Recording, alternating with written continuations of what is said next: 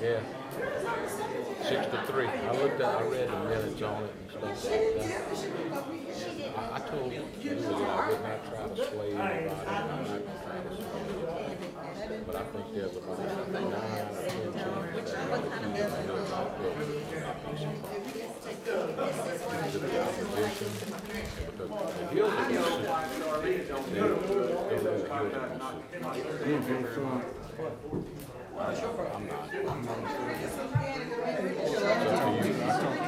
You know why she doesn't feel good? Why she doesn't stay very long tonight? Oh, that's stars is up? No, there's a certain football team that didn't do quite as well on Saturday as you did. Oh my gosh, that was amazing. Oh no, that's the best game. Yeah, I realize though, if you go and change it in, Oh, is you right? and if he decides to go somewhere else, they could be a lot worse than Aaron. If I remember down the That little air separation plant is probably the best thing that you can have in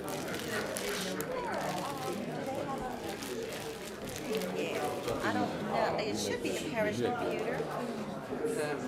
There's old Rick and Blue. It's 5:30. When you get back, we'll get started. Yesterday,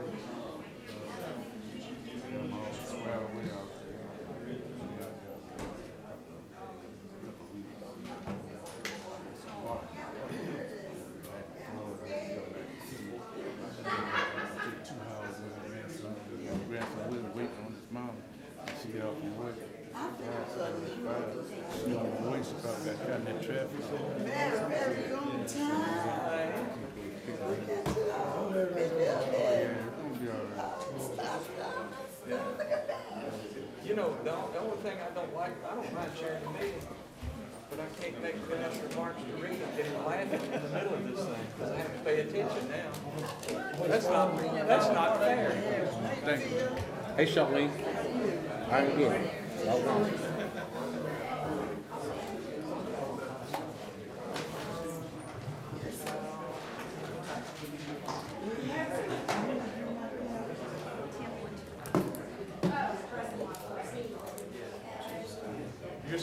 You're stuck with me. I am. I got tagged. How are you? I am very good, Mr. Huggins. How are you doing? I'm great. Long time no see. It has been a No while. here. Yeah. You don't call, you're right. You don't say you love me. I mean, And you don't see me. that's right. How's everything? How's business? Business is wonderful. I am so glad to hear that. If it gets any better, I don't know. I'll have to close myself. Rick. We're working on some things that make it good now. Well, I'm on your side. Thank you. Appreciate it. Mr. Livingston. How you doing? Desiree, you said that. It's good to be here. Yeah. Absolutely. Hello. PC, Point Appeal. Yes, PC Electric. We're branded. Absolutely. Because we serve West Africa. So, Awesome. So we're going to support our Airwood project. Okay. I'll say please. Nice to meet you.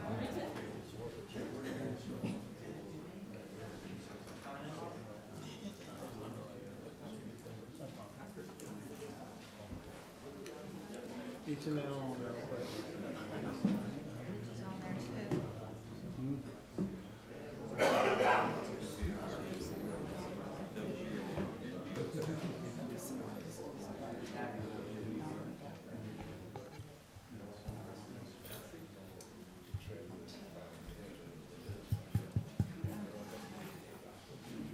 It's 5:33. What time meeting start? We're waiting on Lynn. On who? We're waiting on Lynn. You the chairman, hit the gavel. She's running this show up here. No, but you the chairman, hit the gavel. Charlene, tell them what to do. Hit the gavel. But you need to Call this meeting of the West Baton Rouge Parish Council to order.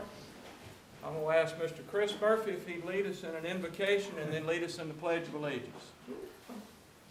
Let us bow our heads, please. Oh, heaven, most gracious Father, we thank you for this day that you have given us. We thank you for this meeting, that we have come together as one, and be united as one, oh Heavenly Father. We may all come together, let your will be done, oh Heavenly Father. In Jesus' name we pray. Allegiance to the flag of the United States of America and to the republic for which it stands, one nation, under God, indivisible, with liberty and justice for all. All right, I'd ask y'all to turn off your electronic devices or put them on silent. So, Chairman Spillman couldn't be here this evening, so y'all are stuck with me.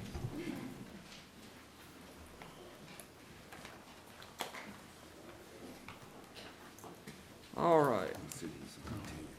Okay. All right, so we have, first item is to take up the minutes from the previous meeting. And I would entertain a motion to accept the minutes from previous meeting as written. We all Well, here? Oh, Yeah. we did, yeah, we got 1, 2, 3, 4, 5, 6, 7 of us. We have a quorum. All right. So we have a motion and a second for the approval of the minutes. Do we have any discussion of this item? Seeing none, I'll call for the vote. And it's passed. The minutes are adopted. All right.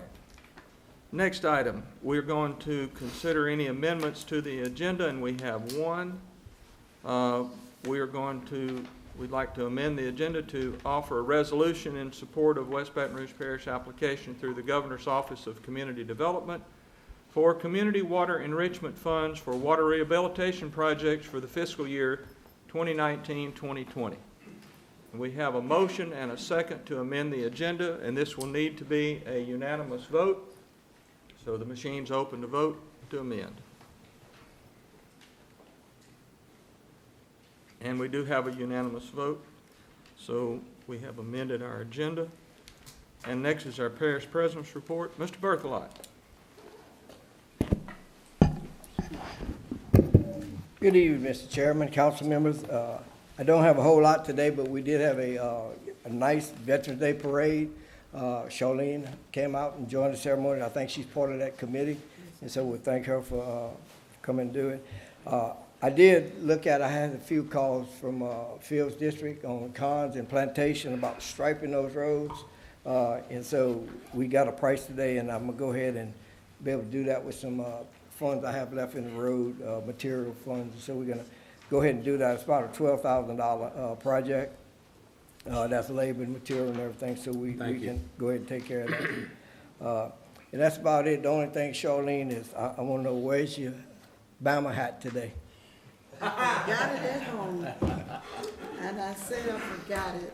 It's Place okay. for it. Yeah, she been wearing that Alabama hat for like, Roll Tide. Woo-woo!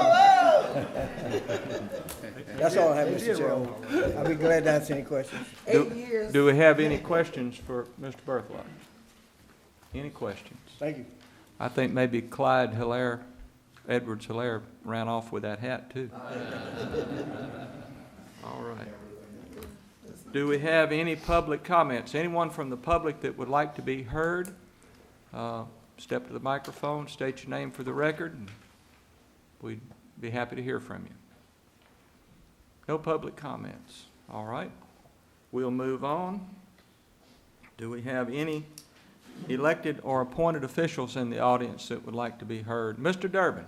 Mr. Chairman, good evening. Good evening, everybody. Y'all, today is GIS Day. Y'all did a proclamation on that, I think, at the last meeting. We certainly would invite y'all to go to the library right after this event, after this meeting, to our event, and come see. We got several departments there tonight. We have mosquito control there, register of voters, planning and zoning's there, town of Brewley's there, just kind of showcasing some of the stuff we do with GIS throughout the year. Y'all have certainly provided us with the resources that we need to accomplish that throughout the years, and we appreciate that, and we just like y'all to come check out some of the things we're doing with that. I'll be happy to answer any questions. Any questions for Mr. Durbin? Seeing none, is there anyone else that would like to, any other elected or appointed officials in the audience that would like to make a statement? Are there any council members that would like to be heard from? No council members. Let me just say, You see my name? oh my, I'm in trouble again. Yes. Miss Gordon, you have the floor. Okay. I just want to remind everyone of my annual TAR giveaway that will be on December the 7th And I would like for each and every one of my council members and anyone in the audience who would like to donate toward this event that I've been putting on for the last 13, 14 years at the most. And even though this is my last term in his office as a council member, I'm still will be putting on this great project, and I will still need all of y'all's support in the coming years. Now, with that note, even though Alabama lost last Saturday, I call a lot of my Tiger fans and I congratulate them because we're not a sore loser. We finally gave his big O back because we just rolled over y'all for the last 8 years. So on that note, I thank you all. And also the Veteran Parade was a huge success. We had a lot of people out the program, and I thank Ms. Bernadette. She was on our committee also, Pee Wee. In the parish, as always, we always do our part when it comes to honoring our veterans. Thank you. All right. Any other councilman have any comment? All right, I just have two things. First off, the resolutions that we had discussed about groundwater are prepared. Michelle has them. We didn't get them in time for this meeting, but she's going to circulate them to you. We'll take them up at the next council meeting. They're pretty simple, but if you have any suggested edits or additions, then please let us know, and we'll get those on record. And the other thing is, Chairman Spillman and I discussed this afternoon that out of respect for the new council coming in, we might want to consider canceling the January 9th meeting, and instead of having a lame duck session, and let the new council take up anything that would be dealt with in 2020 at their January 23rd meeting. And we're not going to vote on that tonight, but he asked me to just to tell y'all that and get your thoughts on it, and we will discuss that and perhaps vote on it next time. If there's something we need to address, we certainly can have the meeting and do it.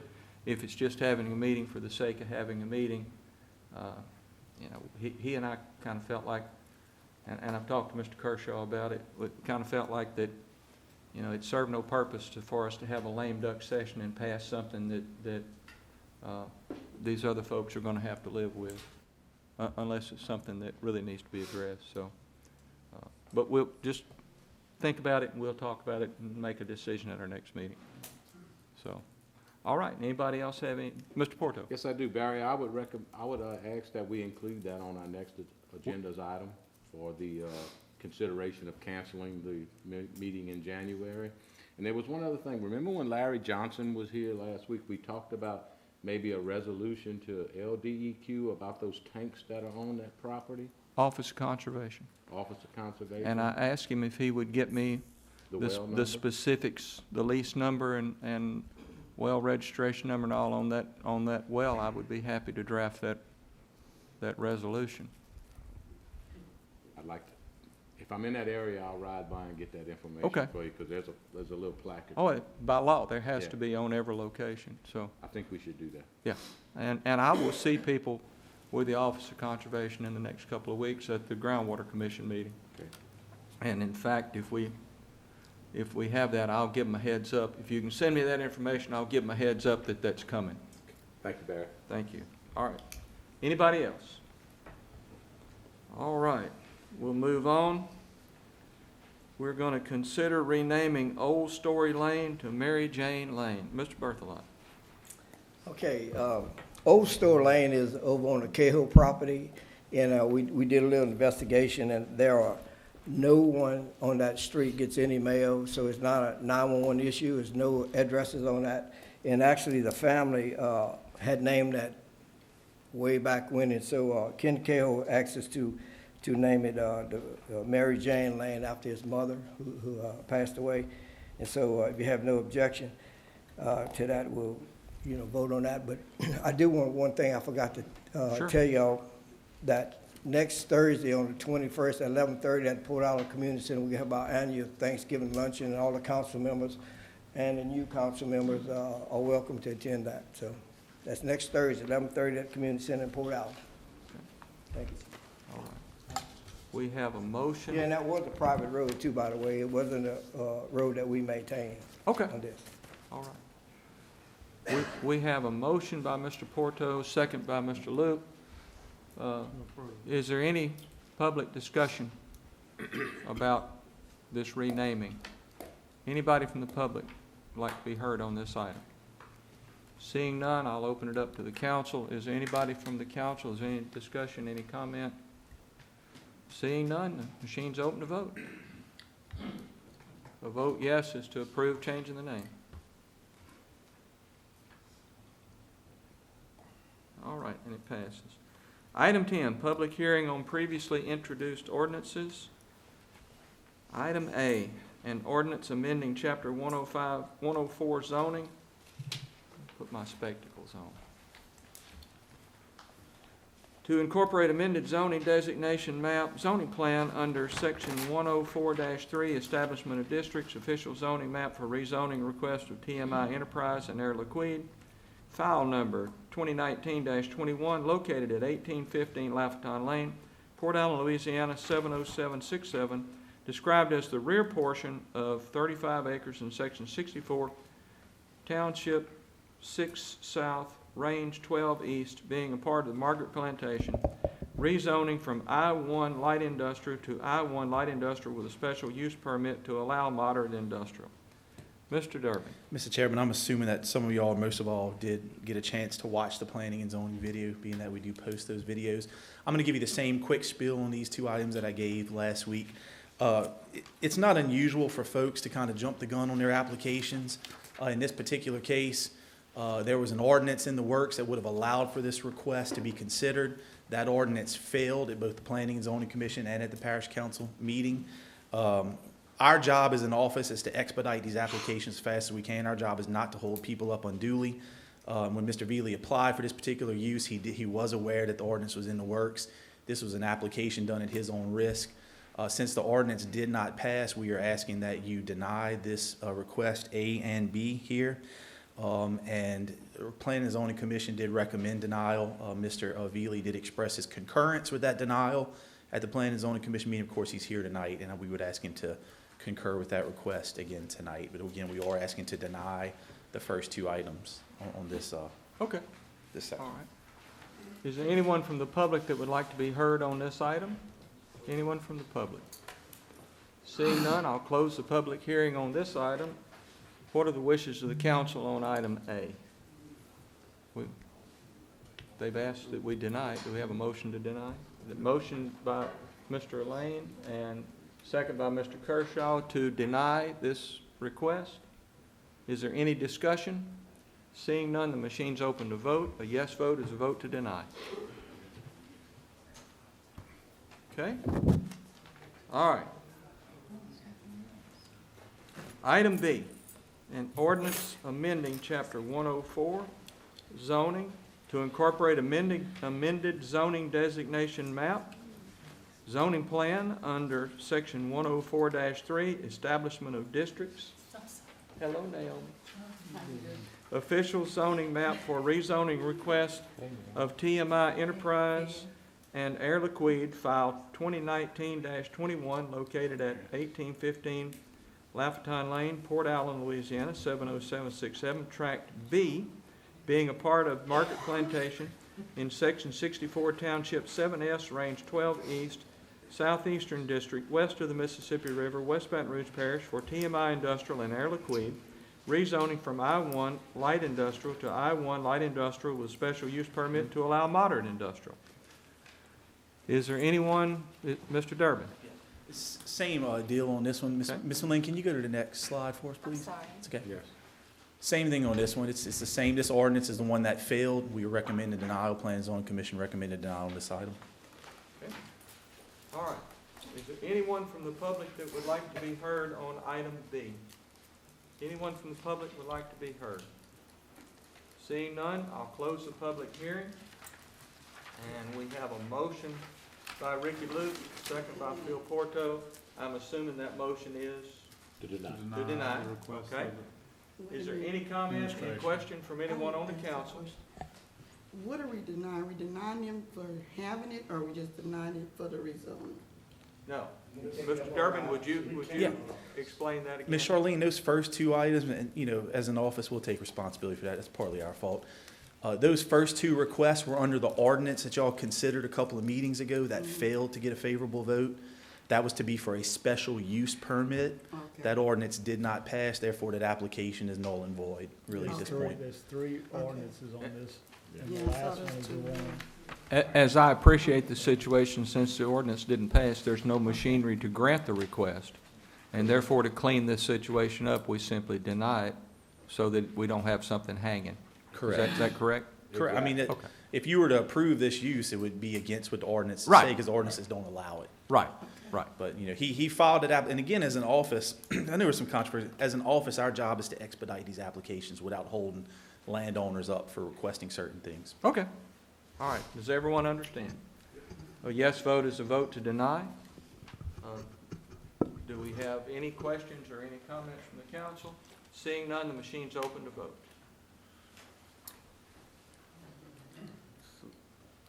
I guess for the ordinance. All right.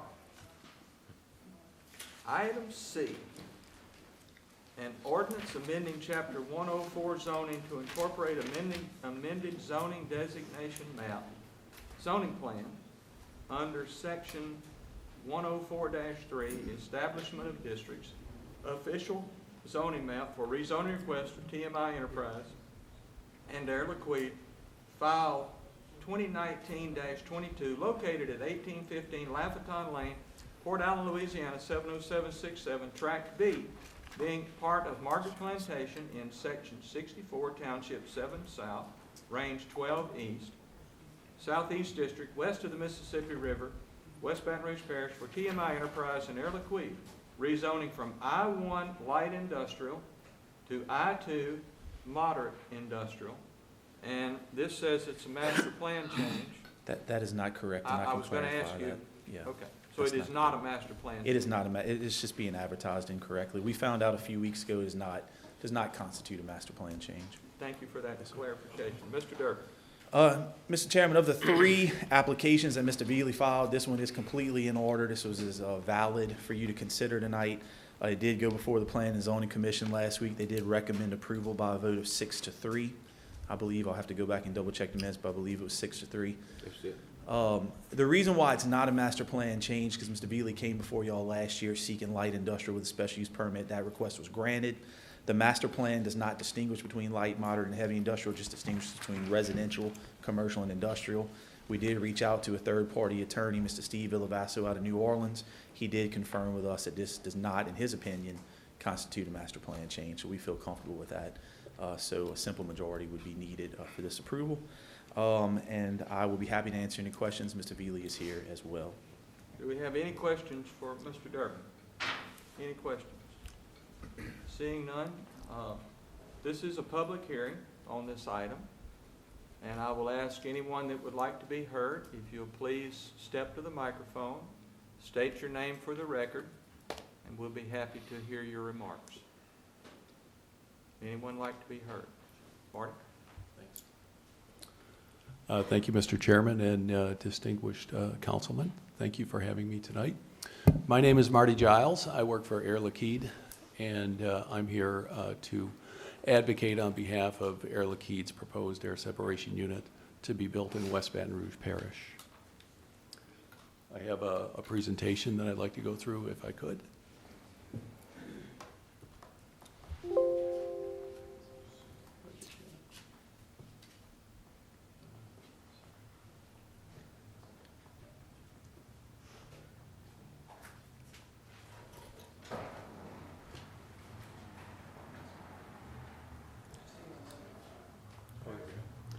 Air Liquide is a world leader in industrial gas supply for industry and health, and we have been operating in Louisiana for over 40 years with our pipeline system.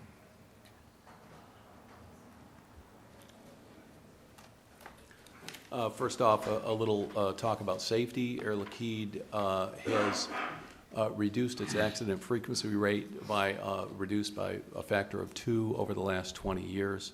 And that's something we're very proud of, and we continue to make strides in our accident frequency rate.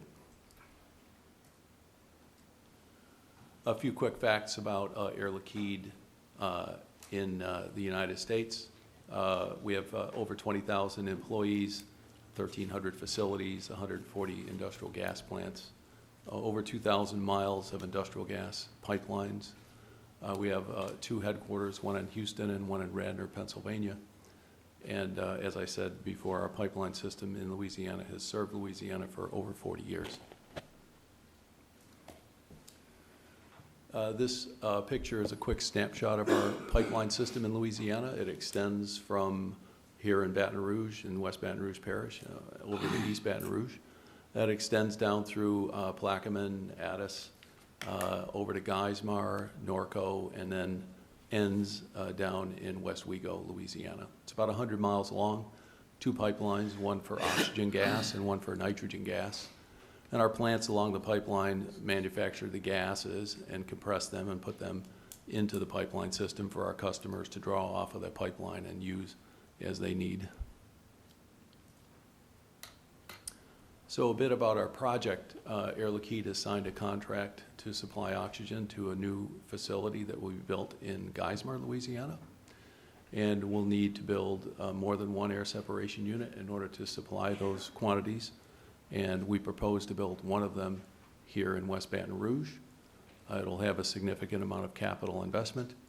And we would like to choose a site as soon as we can because we'd like to be on site in April of next year. So that's right around the corner for us.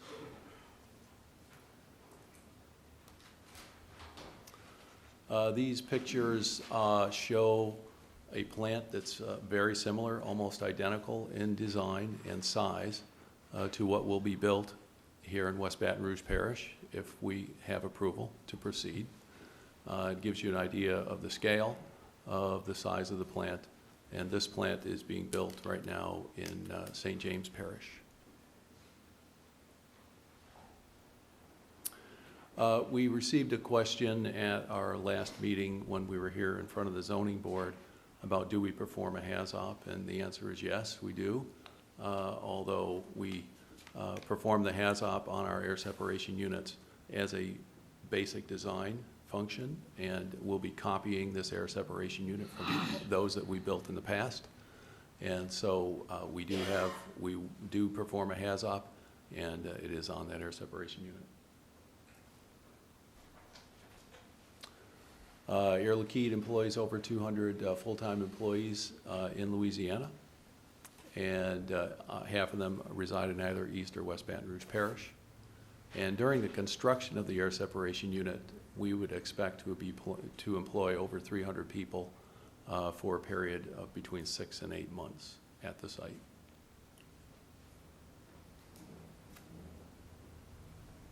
A little overview about our operations. The air separation unit will operate 24/7 and will be shut down one time for a 10-day period every 3 years for a normal maintenance turnaround. Other than that, we intend to run it continuously. It does produce 3 products. They're oxygen gas, nitrogen gas, and liquid argon. The oxygen gas and nitrogen gas are manufactured and then compressed and delivered into the pipeline system for distribution to our customers. And the argon is liquefied and it will be taken away by truck. So there will be about 5 trucks a day that will be leaving the site to take the liquid argon away. We'll employ between 8 and 10 people at this site full-time that are dedicated solely to the operation of the site. And some of those folks will be transferees and some will be new hires.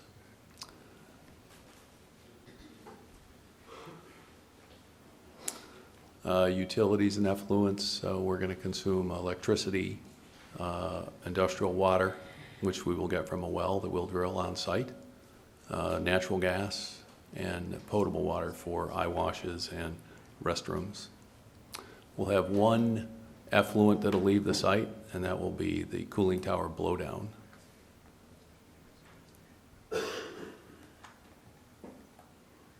This is another question that came up at the last meeting, and this is a new slide that I wanted everybody to see.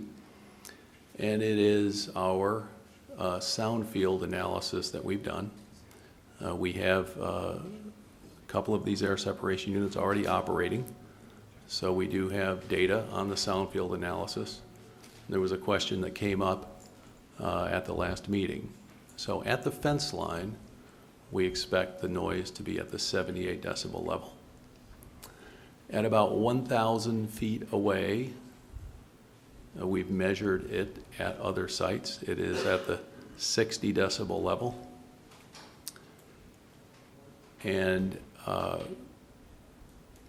through analysis, we're estimating that the sound at the 2,000 foot level radius away from the site will be at 30 decibels. And at the 3,000 foot radius distance from the site will be at 20 decibels. And for your reference, on the left, I've cut and pasted some typical sound levels of what you would experience at 60, 30, 20 decibels and higher. But 60 decibels is equivalent to heavy traffic, and 30 decibels is the equivalent to a library or a room in your house. And between 10 and 20 decibels is considered to be rural nighttime. So those are just some references for you. So as you get further away from the plant, of course, the noise dies down. You're very close to the plant. We're saying, and we've not sugarcoated this at all, if you're right next to the plant at the fence line, you would be experiencing about 78 decibels of sound pressure level, SPL. But it does die down, and it weakens as you distance yourself from the plant, and that's what I wanted you to see in this slide. Another question that came up at the last meeting was, what water treatment regime would we use for our water tower, our cooling tower? So it's very simple. Based on the water quality that we get from the well, we will adjust the pH. We'll use either sulfuric acid for reducing the pH or caustic for increasing the pH, depending on the quality of the water that we receive. We'll use bleach, 12% chlorine dissolved in water. So that was one of the major questions. Will we use gas chlorine? And the answer to that is no. We will not have gas chlorine on the site. And then we'll have a corrosion control, corrosion inhibitor package that will be used. And we have not specified that yet based on the water quality that we don't have yet because we haven't drilled the well yet. But we will have a corrosion inhibitor package. Those will be the three items that we would expect to be using for our cooling tower treatment. And with that, that is the final slide that I have. I appreciate you listening to my presentation. If anybody has any questions, I'll be happy to answer them. Do we have any questions? I do. I think one of the commissioners had a question about startup shutdown activities, the noise levels during those activities. I think you included on your last slide another question that they had about what chemicals would be stored on the site. But I didn't see anything about the startup shutdown activities, expected noise levels. I'm sorry, I didn't write that question down. I apologize. I did not get that question. But that is a good question. Startup and shutdown during that 10-day period. There is something that we go through called an exceptional DRIME. Exceptional DRIME is when we need to warm the plant up completely, and we do use a significant amount of warm nitrogen that is passed through the heat exchangers of the system to dry it out as completely as we can. During that period of time, a significant amount of nitrogen is issued from a silencer, but that silencer can only do so much, and it is allowed for a period of about 3 days during this exceptional DRIME. Can you define loud? I cannot. I do not have that number. It is louder than 78 decibels, though. It's louder than the normal noise the plant makes. And I'm going to turn for 1 second and ask Paul if he can correct me at all. Is it about 3 days, the exceptional DRIME? 3 to 5. 3 to 5 for the exceptional DRIME. And am I right in saying it's louder than the normal noise of the plant? Yeah, we vent a lot to atmosphere, Right. so. Yeah. So we can get you more data on that, but it is louder than the normal operating noise of the plant. 3 to 5 days every 3 to 4 years. I understand. We have any other questions? Marty, I have a question. Yes. You and I have talked about this before, but I'm gonna get it on the record. What depth do you intend to attempt to drill the water well to? We are planning on drilling a well that is less than 400 feet. Okay. That's right. All right. We have data on wells that are deeper, and we have data on wells. We have estimated data on what the water quality will be in this area from an alluvial well, which is less than 400 feet. And we have determined that that would be adequate for us. So our plan is to be drilling that well. Okay. Yeah. Thank you. Any other questions? All right. Thank you, Marty. Thank you. All right. This is still a public hearing. Mr. Hill. Chairman, Yes, sir. I represent the. Mr. Hill, please come to the microphone so we can get you. Right up to it, sir. Thank you, sir. My name is George Hill. I am a managing member of Homestead Plantation LLC, and we own the property to the east and south of this property. And I think we also speak for Mrs. Krebs, who owns the land on the west side. All right. I'd like to tell you that all of the adjacent landowners are totally opposed to the location of this plant, of this site. I would like to emphasize that we'd love to see them come to West Baton Rouge Parish, but not there. And this plant will adversely affect the future development of the lands around it, and we are totally opposed to it, and we'd like to have the parish council vote it down. We do not believe that the parish council has the power to effect a change that would make the incompatible with the existing character usage of the neighborhood based on parish ordinance. And based on that basis, we would ask that you vote it down, and we will have to tell you that if it passes, it will probably be subjected to judicial review. And that's where we stand. And so thank you very much. And before I go, I know that a lot of you parish council members are going off. And I would like to thank all of you for your years of service to this parish. Y'all have done a great job. Thank you. Hold on a minute, Mr. Hill. Mr. Hill. George, hold on this. Hold on 1 second, please. Does anybody, while you're here at the microphone, does anybody have any questions for Mr. Hill at this time? Anybody have any questions? Mr. Hill, I do have one question. Yes, I sir. may have more, but I have one right now. You made a comment about that you thought it would adversely affect the future development of the property. Yes, sir. And so I would like to hear from you, and I would also like to hear from Mrs. Krebs. What is your vision for the property for Homestead Plantation? And Stacy, what's your vision for Margaret? A vision for Margaret? I'd like to know what your thoughts are about what this property should be used for 25 years from now, 50 years from now, 100 years from now? Well, first of all, let me say that I'm 82 years of age. It will probably be the next generation that develops the property. I understand. And, but I want to make it possible for them to do so. First of all, we have property, starting at the west end of it, we have property on Highway 415. We envision commercial use at that area. Further to the east, we envision residential use, and that would be the area around this plant. Further to the east, where we have railroad frontage, we envision possibly some kind of industrial development there. And further to the east side of Highway 1, we have envisioned commercial use along Highway 1. and probably don't know yet about all of it, but that seems to be the way it looks to us right now. Okay. Thank you. That's a pretty good crystal ball, Mr. Hill. Okay.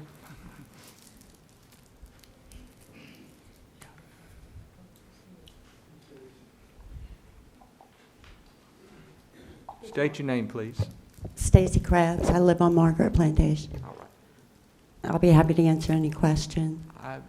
I'd like to know what your vision for your property is, Stacy. Just what would you foresee going forward? Well, I'm not 82, but I am 61. I am retired. I lost my mother about 1.5 years ago and have been handed the greatest gift of 406 acres of farmland on Margaret. I had already previously owned a little under 1 acre of residential on Margaret where my home was. Since that time, I have purchased and settled her massive complex estate of multiple states, multiple counties, multiple parishes, and now I own all 14 acres, 3 homes, 6 outbuildings on Margaret Plantation. I do want to thank Marty for the slide on the sound level. If it was up right now, I'd like to see it again. My residential property, which consists of that 14 acres, I have 11 people that live on that 14 acres, including myself, my husband, 3 daughters, 6 grandchildren, in multiple houses. One of my grandchildren is special needs, does take a school bus in West Baton Rouge. So what are my future plans? Well, I just finished settling an estate, spending an enormous amount of money personally. We farm. We've been farming since 1866. Mr. Hill, my cousin, obviously has a great globe and ball out there. Fortunately, I haven't had it at the time because I'm fighting all kinds of things. But I envision Margaret continuing to farm sugarcane. That's what we've done since 1866. I have absolutely no plans of changing that whatsoever. It does not make us rich, but it makes us proud. And farming is I never understood it until it fell in my lap. And now I'm solely responsible for the farming on Margaret. And it's huge. It's a big adjustment for me. Like I said, a blessing or a curse. I think it's very clear that I've been in a lot of meetings. I had not planned on speaking at this one at all. I think at this point, I'm redundant. I am concerned about I don't know if you can bring it back up, but he had this wonderful little circle thing with an aerial. If you could bring up the I don't know if that's proper or not, but. Sure. Okay. That's the purpose of public hearings, try to get all this. I wasn't planning on speaking at all. So in this sphere, I suppose, he's got 1, 2, 3 circles. If you go to the farthest out circles, you'll see a lot of field that actually is planted cane. It looks like dirt, but thank goodness it's not. And that's where we make our money. That is sugar cane. So up in the top north, you'll see darker area in that outer sphere, and that is the 14 acres of residential property, which sits on Lafayette Lane. And it's 14 acres, so I'm not really sure. So, taking into account the 11 people, the 6 grandchildren, and that residential, he's saying it's somewhere at 20 to 30 decibels of a constant hum. I believe it was a library or something. In other words, it is what it is. All right. Unfortunately, I don't live in my house. I sleep in my house. I like my house. I'm working on my house.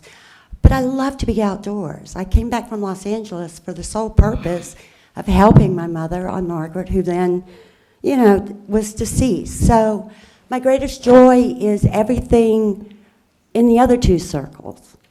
And we start at 60 decibels at 1,000 feet, 78 decibels at the fence line. So I want to concentrate on that fence line of Air Liquide, if y'all don't mind, for just a second, which is the inner circle, which is the 78 decibels at the fence line. If you can see, there's a little group of dark green or brown or whatever. If you can see it just to the north of his, it's got to be maybe 100 feet at most from the fence line. I would say less than 100 feet from the fence line. That's an area on Margaret called Seven Oaks. Any of you that went to Port Allen High after football games on Friday nights sure knows what Seven Oaks is. That is the original location of Margaret Plantation. That is where the original main home was. That area, to any Hill or any Best or any Caruth or any Krebs or anybody in the future, is what we're all about. That area, for personal reasons I'm not going to go into tonight, is very sacred to me and my family. Unfortunately, since the I-1 special a year ago has come into place, we now have an I-2 special on the west side for energy. So we're looking at 2 specials on the front 20. I understand this ordinance is for the back 15, but that Seven Oaks really does affect the back 15 more than the front 20. I can no longer go out there for several reasons. Number one is the I-1 special that was put in and the trucks. You can't get a truck to the lot unless you have a driver to drive it. All right? So you've got a driver to drive the truck, who gets out of the truck, who waits for another truck or gets in his car. In other words, there's activity there. Until the I-2 special was granted, which I'm very pleased that it was, for the particular reason that, guess what's on there now? Porta potties. So all those truckers that never had that under the I-1 special, where are they going to go? Seven Oaks. Where do I go every morning and every evening for religious reasons and others? Is at Seven Oaks. Sunrise, sunset. I go out there daily, every day, pretty much 7 days a week. I have men sleeping under oak trees. I have, you can imagine, I'm not going to go into detail. It is no longer safe for me to drive on property I own, okay? I own it. It's no longer safe for me to drive any of it by myself. Now, I understand at the I-1 special point, there was some discussion about a 100-foot buffer and a privacy fence or a fence. I've soon found out, maybe 8 months after that in fact, if you are surrounded by agriculture, you don't need a fence. And you don't need a buffer. Well, goodness. Why don't you need a fence? Or why don't you need a 100-foot buffer? That really was the only reason the I-1 special was not contested last year. So now we have an I-1 special, we have an I-2 special. So we have energy, and we have pipes. These pipes are stacked. I'm sure it's a perfectly good, legitimate thing to replace wooden poles with cement. You'll never hear me argue that. But with those pipes and poles come people, and come heavy equipment, and come portable tents and picnic tables. Except there's no picnic tables. So where do the men have lunch? Seven Oaks. When it's hot, they want shade. Where are they going to get the shade? Because there's no shade on that property any longer. Seven Oaks. I can call 911 every day. And they're going to come out there and they're going to cite them for trespassing. And then the next day I'm going to do it. And the next day and the next day and the next day. You know, I'm not, really? Come on. So that's what I have an issue with Seven Oaks. Decibel-wise at 78, I can't go out there. I can't take my grandchildren, ages 3. You know, I have ages 3 through 17. They're going to be there a long time, well after me. Well after me. And I can't go to Seven Oaks. I own it.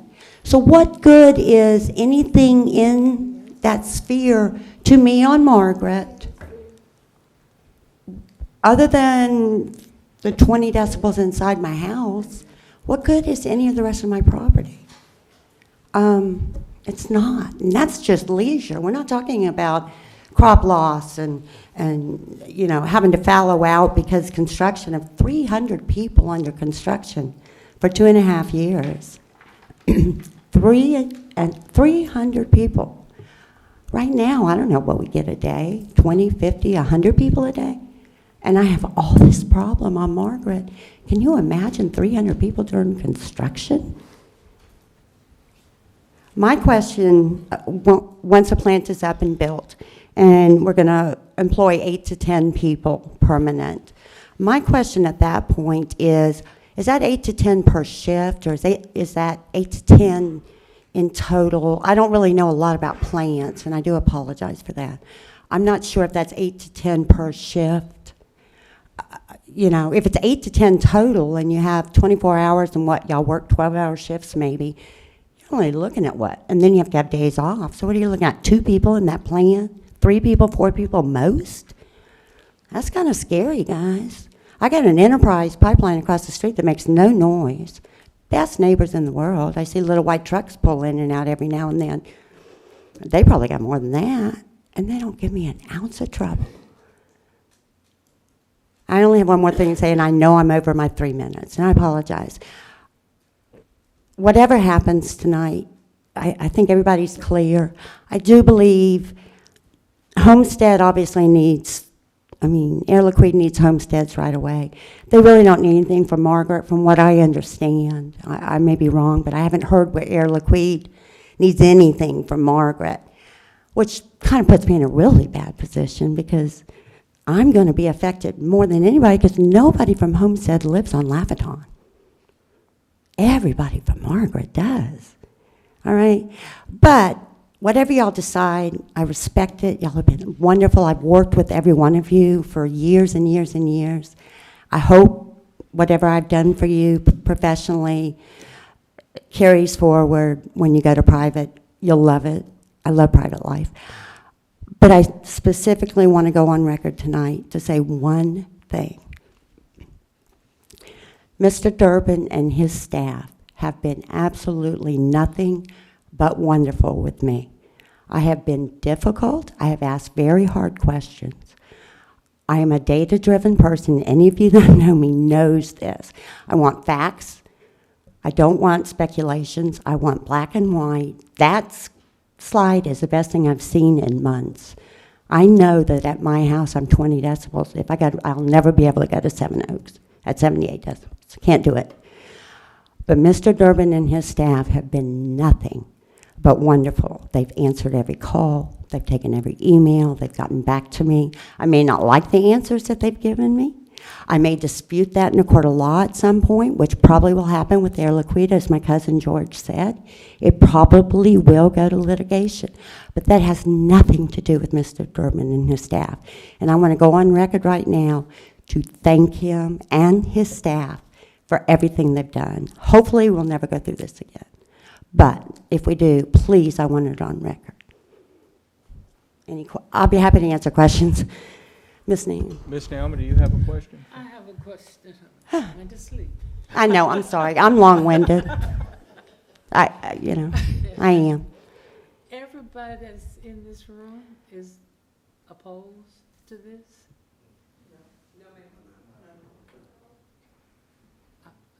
How many hands are for this? Who opposed?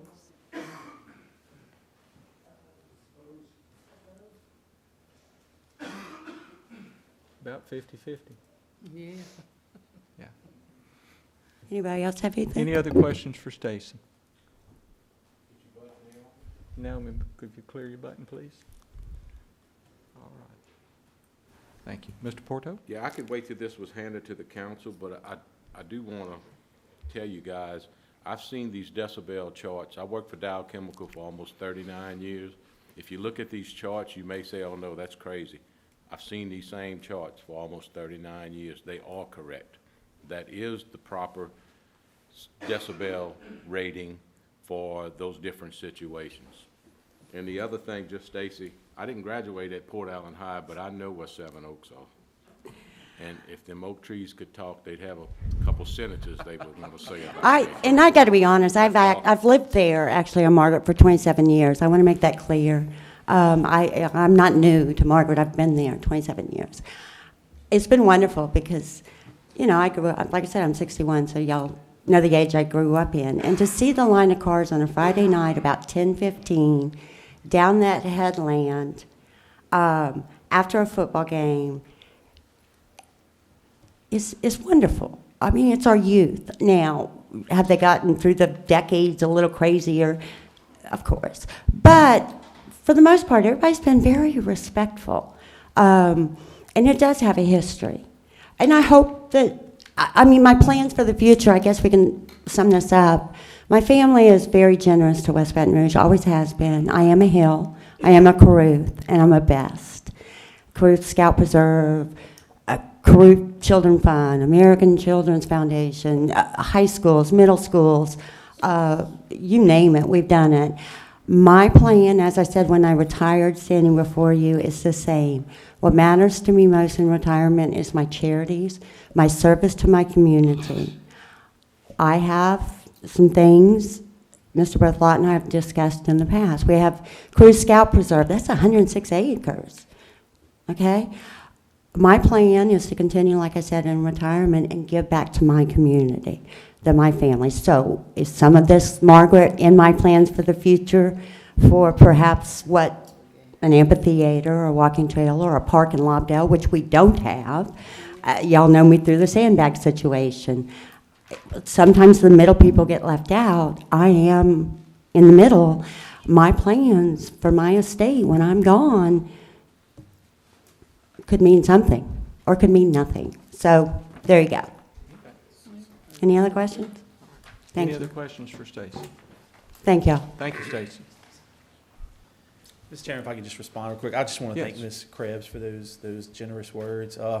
As you know, Ms. Krebs and I worked together for quite some number of years when she was with Register of Voters, and we have a mutual respect for each other as department heads. And Ms. Krebs, thank you so much for those words. Certainly appreciate it. And as far as the litigation, I mean, obviously we have a parish attorney that represents us, and we have outside attorneys that we've retained. Wouldn't be the first time we've been sued over a zoning issue. Wouldn't be the first time Ms. Lynn and I have been subpoenaed to go across the street and give testimony. So we'll be ready if that day comes. Ken, I'm going to be glad for you to speak, but before you do, Marty, would you like to address the 8 to 10? Is it total or per shift? Just before, Ken, just don't run away, before we forget that. Get an answer to her question. Sorry, the 8 to 10 people are total. Okay. So they'll be split over 3 shifts. In addition to that, the statistic is for a plant like this, for every direct job that's created, there are 6 indirect jobs that are created. There's going to be, every day, there's going to be multitude of requirements to keep a plant this large running. And so we don't fix everything ourselves. Our operating staff does not fix everything.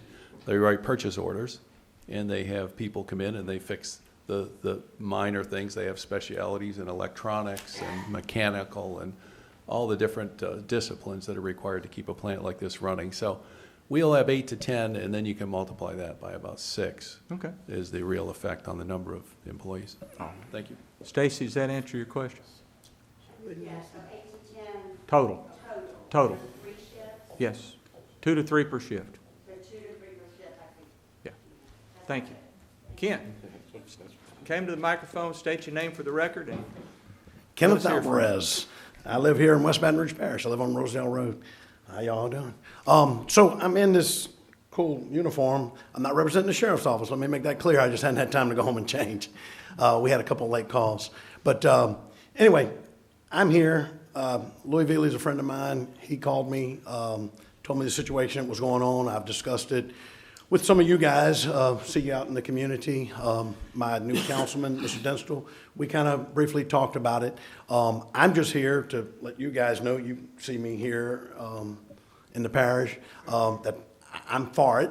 The parish has to diversify. There's 64 parishes in the state. I can think of maybe 3 that wouldn't want it. Ascension, they don't have any room for it. Orleans Parish, they don't have any room for it, and maybe Lafayette Parish. But all the other parishes, I would think, would be biting at the bit for this kind of opportunity. I think it would be good for the parish. I've looked at and I've talked to several people about the pros and cons of it. I don't see, I think the pros outweigh the cons to it. I think it's a good opportunity for the parish as far as tax-wise. Mr. Veely lives here in the parish. If Mr. Veely lived in, East Baton Rouge, East Feliciana Parish, I would say that, we might have an issue. I would say, as a crow flies from where this plant is, 3 miles, maybe he lives, and I live about the same distance. So he's got a vested interest in it. Again, I won't take up anybody's time. I've lived on Laughton Lane, so I've been in the parish 40 years now, and I've lived on Laughton Lane for most of that time in the 2 trailer parks that live on there. The Enterprise pipeline's there. They've had a couple of issues over the years, in those 40 years, but I have no problem. Like I said, I'm for it. I vote. I live here, pay taxes. That's my deal. Anybody any questions, I'd be more than happy to answer. And oh, by the way, let me just say, so again, I'm not here representing the sheriff's office, but I did actually speak to the sheriff because I was going to be in his uniform, not representing him. And my understanding, our conversation was he has no issue with it as well. I'm not saying he is endorsing it or is or not, but he said he had no problem with it as well. I will say that. Anybody have any questions for Mr. Alvarez? Thank you, Ken. Yes, sir. All right. This is still a public hearing. You'll come to the microphone, state your name. We'd be happy to hear from you. Barry Brewer, I live on Roseland Drive, and unlike my neighbor, I do oppose the plant. My concern is the domino effect of what will happen once this starts getting closer to residential areas. Nothing against Mr. Veely. He's a fine businessman. He has good businesses here. He employs a lot of people. One question I have for Mr. Giles is, on your slide with the plant shown, is that to scale as far as what is, as far as that, is that the footprint itself? Yes. Of the plant, okay. And how much, does it take up the whole piece of property that you're buying? It does not. Okay, so does it leave room for expansion? It does not. It does not, okay, Right. okay. We're respecting the 100-foot set-offs on every side of the little plot. And our plant itself takes up about half of the 15 acres, and then the other half is taken up by the 100-foot set-off and the electrical infrastructure that needs to be installed. Okay. All right. Okay. All right. And like I said, nothing against Mr. Veely. I'm just wish it was somewhere else in the parish, that's all. Okay? Thank you.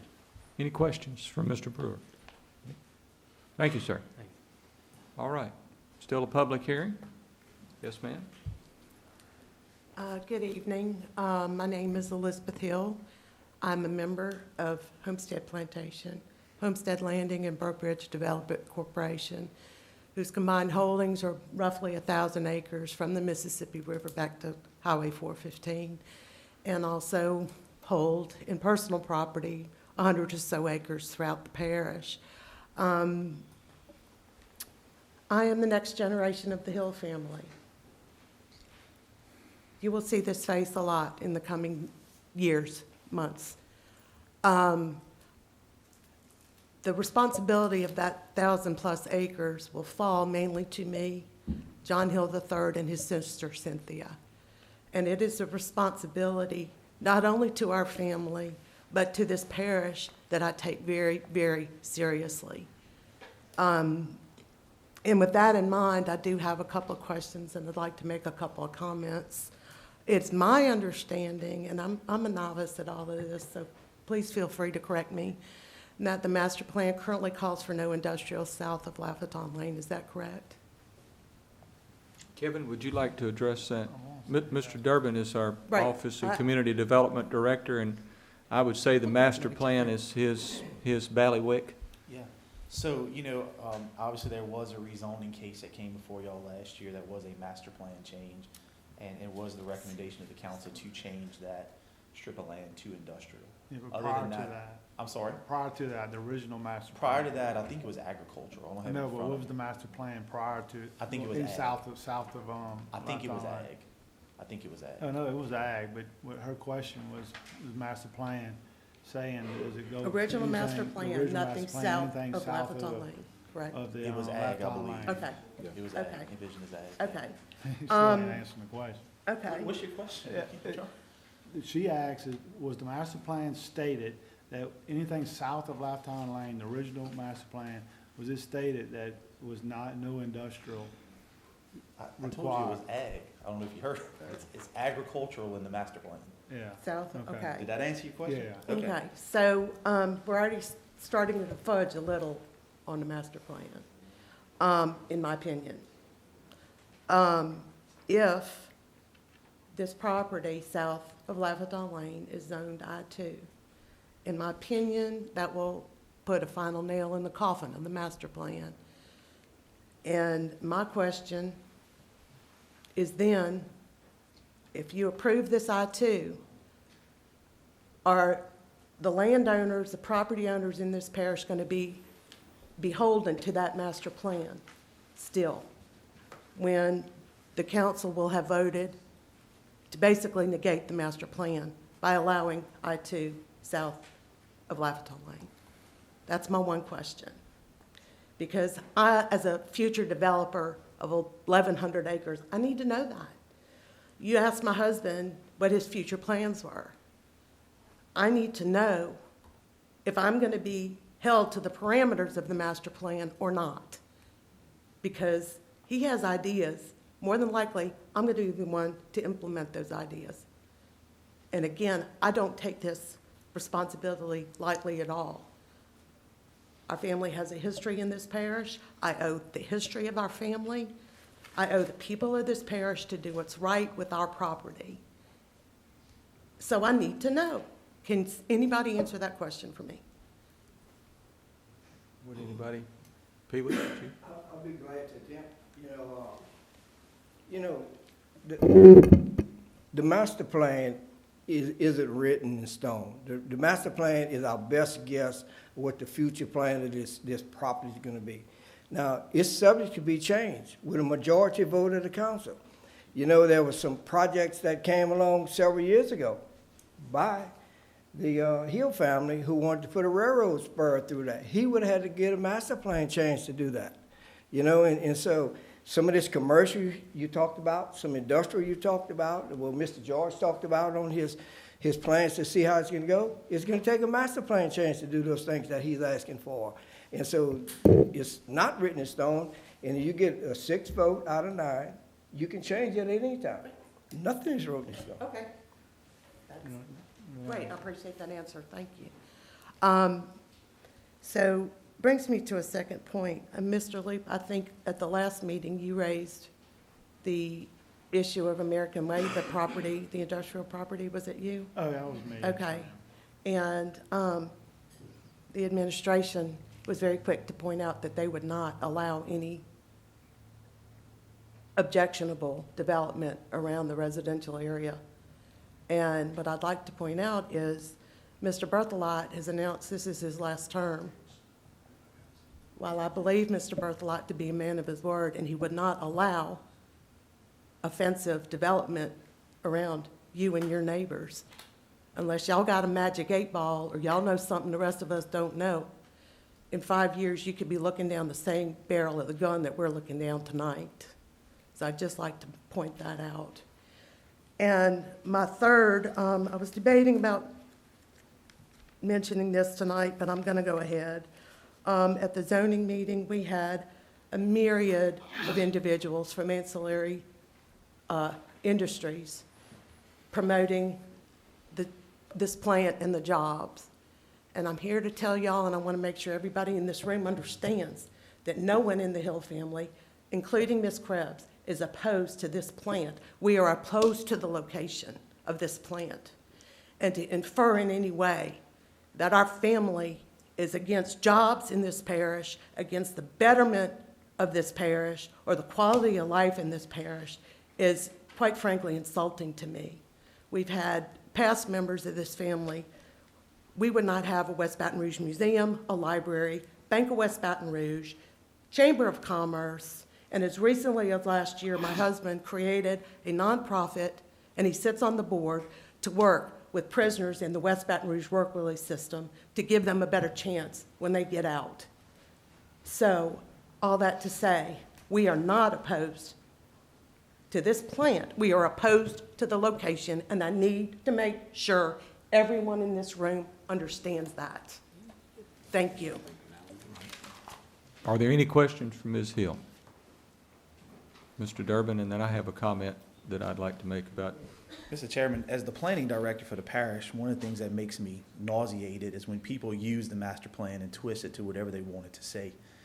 There's another section in the master plan that deals with economic development, and I just want to point that out. That master plan has 72 action items. Like Mr. Berthelot said, it is not set in stone, and there is an entire section of that master plan dedicated to economic development. And we don't take a stance for or against these issues. I just wanted to point that out. I don't want people twisting and turning and using the master plan for their specific agendas. That's all my comment. And my comment is that we readopted the master plan, what, a couple of years ago? It was adopted in 2011. It was readopted in 2016. 2016. And we'll be readopting another one in the next council, one in 2021. And as I recall, I believe when we readopted it, I don't remember anybody, any large landowner that came to speak at any of the meetings that we had about that. And I would say that if nothing else comes of this situation, perhaps the folks that control a lot of property would be encouraged the next time that there's a master plan to be adopted to please get involved. I've thought on several occasions that this is really a shame, because you basically have three landowners here. You have Mrs. Krebs, you have the Hills, and you have Mr. Veely. And it's really a shame that the three of y'all couldn't got in a room and worked out what all this property was going to be used for, and we wouldn't have to have this circus, for lack of a better word, but it is what it is. So I would strongly encourage you, the next time the master plan's up for adoption, please come and participate, because it is your property and your future. It's the future of our parish and our children. And the next council needs to hear your voice, so please don't be silent. This is still a public hearing. Anyone from the public would like to be heard? Anyone from the public? Mr. Hill?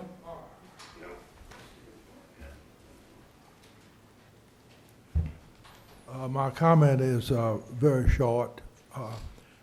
Mr. Martin Giles and I spoke by telephone earlier this week. He understands our position, and I told him that I would be very happy to come out and speak in favor of an air liquide plant located at a more suitable location. And I mean that. He's a very nice gentleman, and I would like to see our parish get this plant, but not at this location. And I'd be willing to speak in favor of another location, if and when it comes up. All right. Thank you. Thank you. Anyone else from the public would like to be heard on this issue? Yes, sir. You keep getting shortcut here. We're gonna let you speak next. I failed to point out there, the Lafferton Lane site is extremely interesting to us. Because of its location, it reduces the amount of construction that we have to do in order to connect our pipelines and to have access to the transmission power lines overhead. That is the original reason that Lafferton Lane was so interesting to us as a business from Air Liquide. Very much it was location driven. I have to say, from Air Liquide's standpoint, we did not understand all these fine points that we now are understanding better. But from basically a commercial standpoint, this is still would be our #1 location in West Baton Rouge if you would approve it. It is very, very interesting to us. It is very close to our distribution pipelines. It is very close to the overhead distribution lines. And we have learned in the last day that Point Capee Electric can be a viable alternative electric supplier at this site, and competition is what's needed at all turns in order for us to be the best supplier, and we could have competition for electricity at this site. And those are the three major reasons why Lafferton Lane is so interesting to us, and I appreciate your time. Thank you. Your turn. I suppose it's my time to shine. My name's Adam Beatty. I've been a member of this parish since I was born, going on 32 years. I'm a father of 3. And, you know, I did get up and testify last week on behalf of this project to move forward. And part of my reasoning was what she alluded to. But again, much like he said, this isn't the only location that they're looking at for this site, right? This is the prime location they're looking at for this site in West Baton Rouge.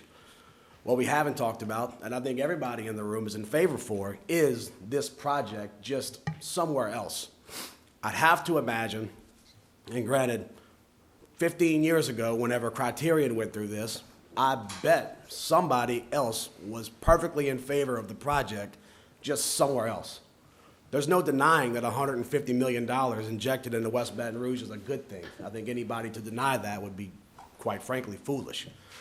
But again, as a husband, a father, and an employee of an engineering firm that provides the ancillary services for clients like Shell Catalyst, for clients like Air Liquide, for clients like the recent Shintech expansions, for clients like the recent Dow expansions, for clients like all the other plants we have in this parish that have already been approved for all of these things.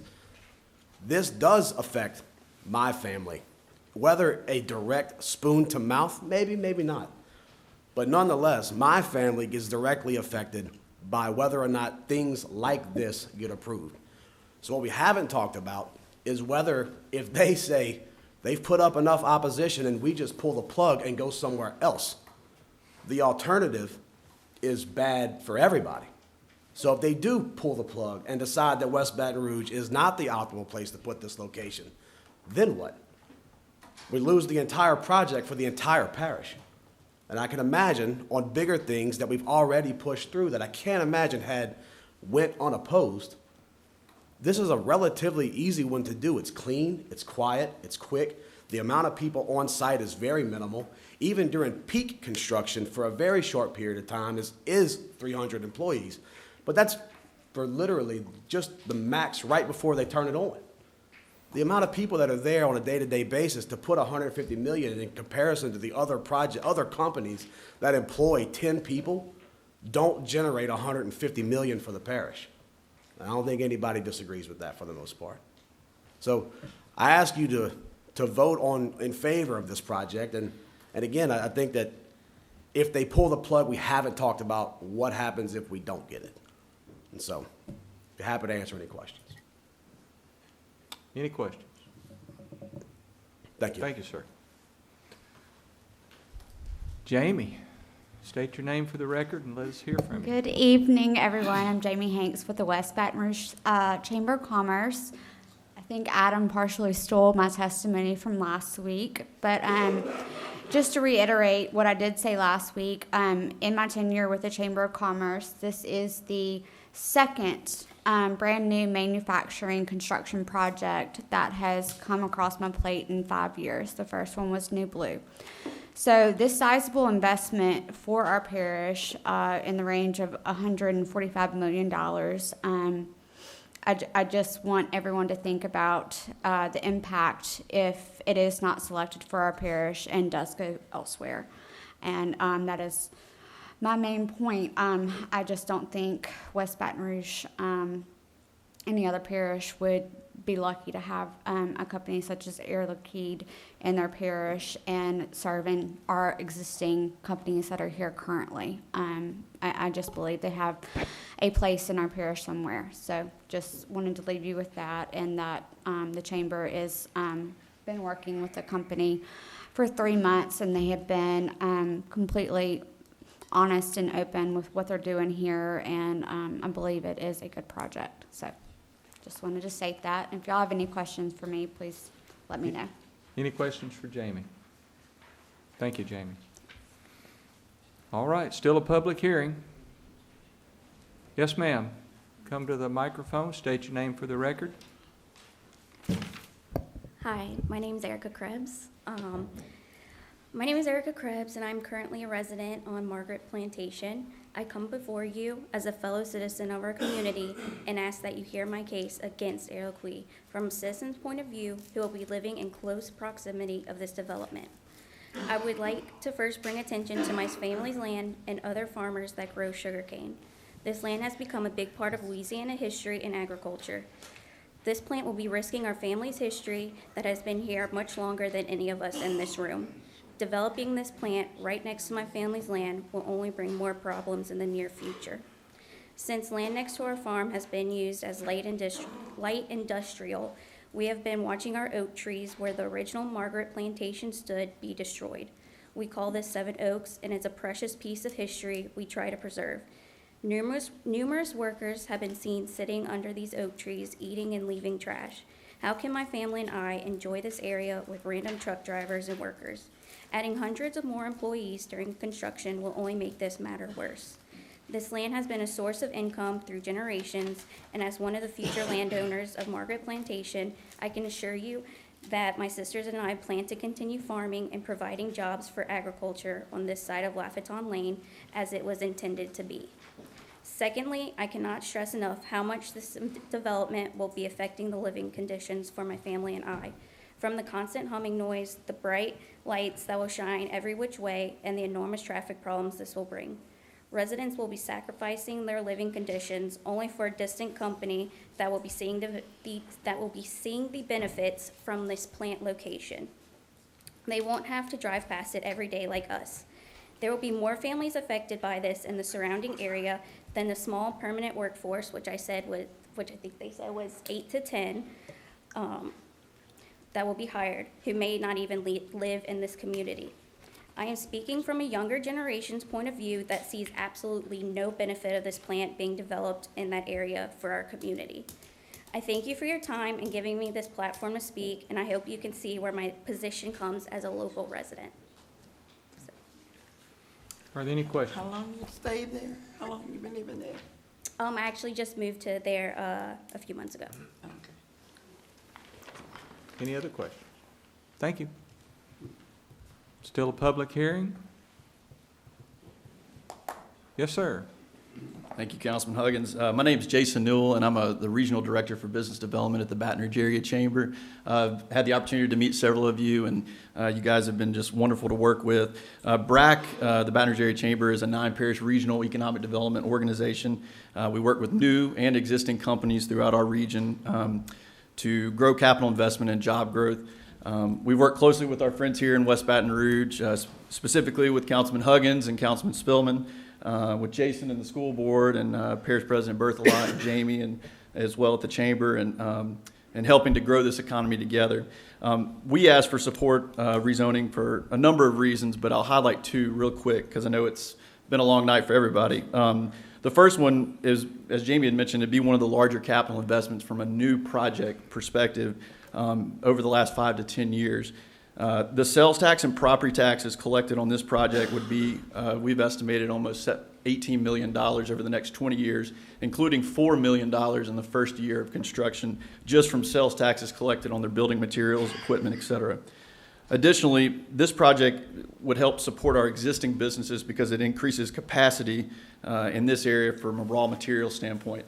So not only will it help support the businesses in West Baton Rouge that use oxygen, nitrogen, and other industrial gases, it'll also support the entire region as a whole, so up and down the river region as well. So in conclusion, the company needs this capacity, and they are planning this expansion for the Baton Rouge region, which we are super excited for. They are looking at parishes south of here, and we're hopeful that they will maintain, or they will get approval tonight so they can proceed with the project, not only because it's ideal for the company, but it's a great opportunity for the parish as well. Again, I just want to thank you so much for your support over the last, I've been at BRAC for almost 2 years now, and appreciate your help on the ITEP front and supporting our efforts and growing the economy together. So, thank you. Any questions? Seeing none, is there anyone else from the public that would like to be heard? Mr. Veely. Yes. Lucky Louis. Louis Feely. First question I have is there any way to project anything? Do we have a projector? Yes. Could we?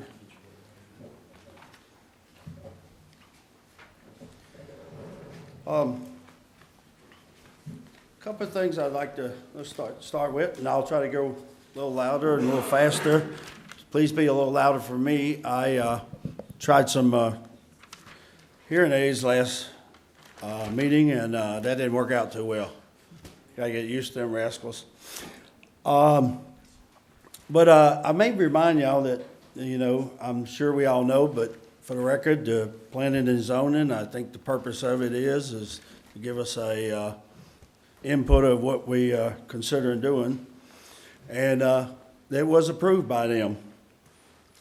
Also, this is a very similar project that this council approved last meeting, as far as, I believe this one is 50 feet further than the residence, and the other project was where they doing sandblasting in a sugarcane field about 2,850 feet from any nearest residence. And the nearest residence from this project is much further, or is 50 feet further, I'm sorry. Now, what the difference in this project is compared to the other project was, we know tenfold it's much cleaner. When I was approached with this, to me, I thought it was unbelievable that they would consider coming into our parish, and it's clean, quiet, and neat, and what this would bring, compare it to sandblasting, is nowhere close to the noise level, the environmental impact, the dust, and nowhere close to, I think, probably $141 million less investment, and y'all approved that. This is somehow got, you know, after I heard the real dim side of this, gee, it was so dim, I mean, I just wanted to go hide behind a rock and go crawl in a cave. I mean, we all know that, you know, if we want to have, we want to be lost just in nothing but sugar cane, and that's it, well, then that's, I believe that's already controlled, because they control that by the owners. But we know we need these resources. I mean, Plastic Refinery is across the street. This piece of land touches I-3 property. Across the street, most of these residents live right here by I-2, where they have the gas lines that make noise and stuff. But I have one big question for all of the residents against it. What did y'all think about this? And how do you put it there? That's my understanding, that Mr. Hill wanted to put a multiple unit, and y'all know what unit means, is over 100 cars, on multiple tracks of crude oil. And that's what Mr. Hill wanted to do in y'all's area. And I think I saw an instance where one crude oil trailer jumped off the track, exploded, and there was 99 behind it, coming real soon. And it wiped out 220-something people in a parish before. So, you know, that's not my idea, and you see that's the piece of part of the property I represent. I don't know what got killed on that, but when I thought about, you know, I know that this used to be their land, Mr. Hill's. I know that it went up for sale. I put an offer and it stayed there for 3 years. They called me and destituted and said they was ready to close. Their ideas was to try to sell it to Exxon for I-3, and they were asking $1.3 million or something for it. That's why I understand that Mr. Hill and them didn't buy it back. And they called me and said, well, we'll sell it for a reasonable price, you know, and I purchased it. I had no idea what I was gonna do with it. I had no idea that I was on a lane. I bought a piece of land on a piece of street that had so much voice in the community. I have never purchased a piece of land that had so much voice. But besides, so I would ask everybody that's objecting to this is, how would y'all would like to have hundreds of explosive rail cars in your neighborhood? That's not what I'm asking for. What I'm asking for is something that looks nice, something that will look a lot nicer, something that's much more quieter, cleaner. When I heard of this coming to the parish, I was like, my God, what a great thing to bring to the parish.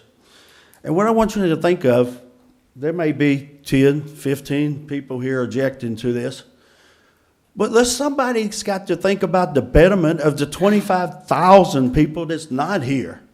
Let's don't forget them. And Mr. Field, I asked Mr. Field, how did he feel about this plant?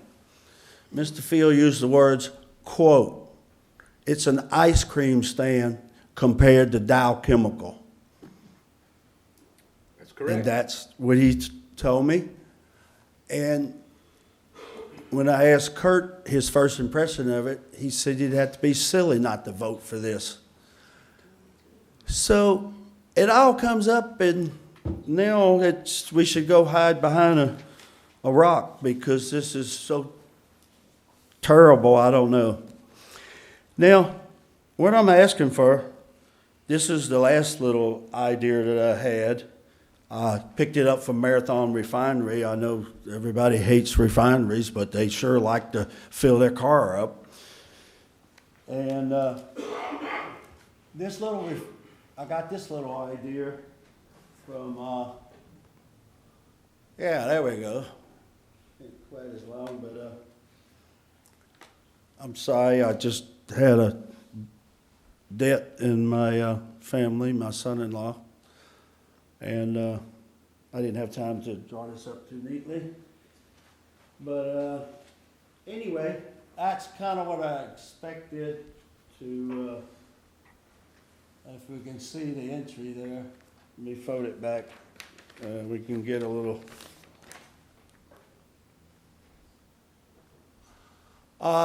What I view to this thing is a 200-foot concrete driveway with wonderful concrete coming down straight to the project. The project would be out in the middle of a cane field, like the picture I showed you earlier. It's very similar to what Marathon Refinery done. They had some sugar cane in front. Let's put the plant to the back. And the front two, I talked to Stacy. She's seemed to be comfortable and seemed to be not comfortable. But I talked to Charlene Blanchard. I was asked by Mr. Field to go talk to them. Charlene said she talked about taxes, how it would help the school. I didn't know where all this come up, but anyway, to me, this would be a wonderful, quiet project. Right now, we have trucks on it. I know if it turns out to go on the other site we're looking at, that gives me an option to put, I have trucks at the other site. I would have to move them back over to here. So I don't see that I could do anything more beautiful or perfect for this site. Air Liquide didn't just pick this site because they like me. They picked this site because it would work well with their pipelines. It would be profitable. It would work for them. It needs to go there because it's on the end of the pipeline that energizes it. That's why they picked the site. So overall, it's a good, clean project. It goes into, it's the same area that goes into potato chips. If it's a release, they just release atmosphere. That's all they do. They don't have 200 trucks a day coming in. They don't have 200 trucks a day going out. Now, I'm asking you for your vote for several reasons. It's a possibility this project's dead in the water anyway, because I don't believe Air Lakeith is going to come into this parish facing a possible lawsuit from the Hills. But I'm asking y'all to vote this zoning through. I'm only asking to zone the rear part, and then I'm asking to give me time to try to work with the Hills and see if there's a possibility of approving this. If not, y'all can turn it back into I-1. I just got that understanding that y'all have the power to turn it back into I-1. I'm usually a fix-em-up guy. If you give me an option or give me the time to try it, I will work with Mr. Hill and see if it's a possibility that this will go. At the same time, we're trying to work with the land in front of Criterion to see if it'll fit. As we speaking, the engineers are taking the plan apart and trying to put it in the space. The reason that it doesn't work well there is because it's limited space. One person said, oh, it's because Air Lakeith don't want to spend money. No, you've seen how they wanted to go further with the water. Barry asked that they not go 1,200 feet. He asked if they go 400 feet. That was going to cost them an extra $1 million, no problem. They're going to go 400 feet. Look, guys, my heart's in the project. I don't have to have this project. If West Baton Rouge wants to kick it back to Geismar, let's just kick it back and say we don't need it. But I don't know where we're going to get anything any cleaner, any more beautiful, any quieter, with nothing coming in. I mean, gee, perfect kind of business I'd like to get into if I was a little younger. You just suck in atmosphere and compress it. Keeping all that in mind, I'm asking you to approve this and give me a chance. I'm also saying I'm not ejected. I was told y'all got the power to turn it back into I-1 if I can't convince them to do it. I'm just asking for a chance to let me convince them that this is a good project. I think I got very little chance of doing it, but y'all have the power to zone it back. Nothing's hurt. Let's give it a shot. I'm a fixer-up guy. And anybody have any questions? Any questions from Mr. Veland? Mr. Lane? Not really for Louis, but for, I guess, Kevin and Lou, is that something we could come back and do, or is it something we have to apply for? Absolutely. You know, the theory behind zoning is the council giveth, the council taketh away. You can vote at your next meeting to do away with zoning parish-wide if you wanted to. So yes, you have the authority as council members. You always try to get the landowner's permission, right? You don't want to end up in a lawsuit, but you have the power as a council to give and take away zonings at any time under your own initiative. Yeah. Yeah. So that's what I want to ask Mr. Louis and Mr. Marty. So what I'm giving you my promise is if I can't convince Mr. Hill into joining us, which looks like I got a lot of small odds, but if I can't get Mr. Hill to agree to that, and I'm sure Air Lakeith is not coming to that site, and I agree and have no problem, and that y'all rezone it back to I-1. I will say that it's not going to be this beautiful. It's not going to be that. It's got to be something, unless the Hills want to buy it back and move it all out and plant it in the sugar cane. They had that chance to do it. But I couldn't see anything more beautiful. I would love to have my name in the concrete that I was a part of that. I just, unbelievable that this is being offered to West Baton Rouge, and we're hiding behind a rock and saying no, go back to Geismar. But I have no problem y'all rezoning it. Give us a shot. And meanwhile, I'm still trying my best to keep it in West Baton Rouge. We're working aggressively on trying to get it on the I-2 zoning so I don't have to come and ask to build it. All I got to do is come over here and pay it so we can go build it over there and everything will fit if we can just get the thing to fit. And it's not because of the money. So I'm just saying, please give me a shot and let's try it. If it don't work, I understand. And that's my story. Thank you very much. Any other questions for Mr. Veely? Thank you, Louis. You're welcome. Mr. Hill. Well, I keep coming back, but Mr. Louis once had zoned for I-2. I-2 would open up to a wide variety of offensive uses. We ask that you reject that. Thank you.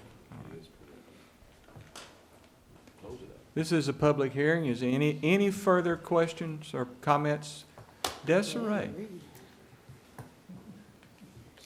Good evening, Mr. Vice Chair, members. My name is Desiree LeBoyne. I am the Director of Governmental and External Affairs for PC Electric. We think that we would like to see this land in commerce, and hopefully we can compete for the utilities at this site. So we are very much in favor. There's not much more I can add other than to go on the record to let you know that we are in fact in favor. All right. Thank you. Thank you. Any questions? Any questions for Desiree? No? All right. Anyone else from the public would like to be heard? Going once, going twice? Public hearing is closed. Open it up to the council. Well, I guess, Barry. Mr. Porto, you Because have the this is floor. in my district, I guess I need to speak about this. One thing that we are been kind of misled on tonight, we're rezoning this property to I-2. We're not rezoning it for Air Liquide. We're zoning the piece of property I-2. If Air Liquide decides that they don't want to go there, that property is still zoned I-2, and anything within the I-2 section of our code can go on that piece of property. Wanted to let everybody understand that. Now, I've sat here for over an hour, and I very patiently listened to everything, the pros and the cons. I had to get my fingers pointing.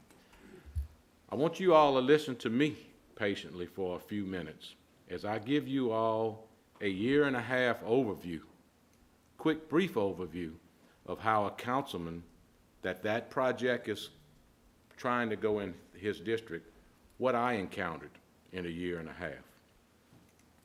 That property was originally a radio station, went away years ago, became a little fenced-in pasture for a few horses, grew up with Chinese tallow trees and stayed like that for quite a while, and then one day I'm coming to Port Allen, I ride by, and there's some equipment out there clearing that property off. Called Kevin's office, talked to Lynn Klein. I said, hey, somebody's clearing that property off over there where the old radio station used to be. Anybody come in to talk to y'all about anything? Nope, we haven't heard a thing. Keep your ear to the ground, because something's going on. A few weeks go by, still clearing. Y'all heard anything? No, we have not heard a thing.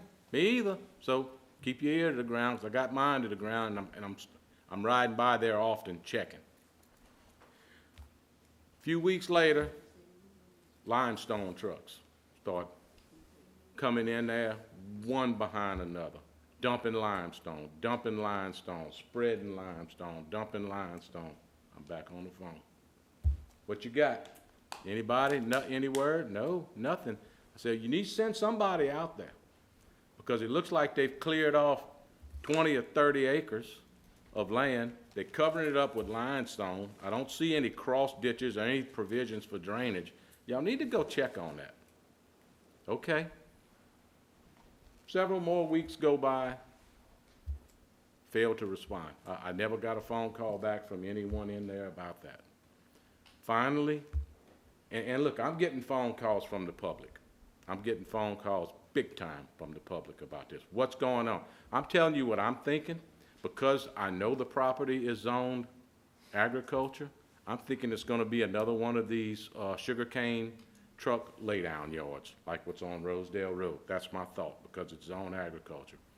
Finally, a few weeks go by, these 18-wheeler trucks that are presently out there now start showing up on the property.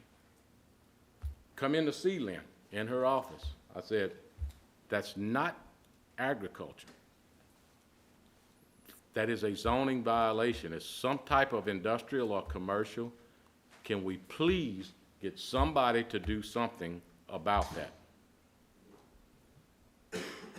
Couple months go by, finally Mr. Veely, somebody gets to Mr. Veely's ear, finally, come in and apply for a rezoning, industrial 2, for the entire piece of property. Now, as a council, we saw the investment that Mr. Veely had made out there. I have no idea how much that much limestone costs, or how much it costs to haul it there, get it there, spread it out. But we did not feel that I-2 was appropriate, not at all. So with our conscience, we said, you know what? We're gonna try to make the best thing out of a bad situation. We're gonna give him I-1 with a special use for more than 25 trucks. And we did. And that was probably a bad move that we did.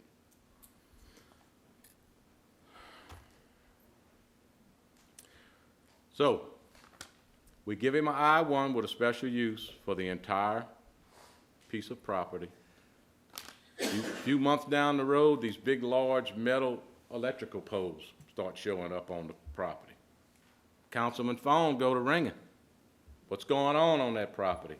I said, I got a pretty good idea, because I had someone from the Dow pipeline contact me about location of the Dow pipelines in reference to where an Entergy transmission line went. Entergy is changing out some of these old wooden poles, putting these new metal poles in place, and they needed a place to store the property, to store them. Zoning violation, no doubt. You can't do that on how Mr. Louis Veely's property was zoned. Zoning violation, I said, but the parish president, under his authority, he can issue a 6-month special use on that piece of property. I said, I would suggest, I think I may have talked to Lynn about that, I would suggest that he does that.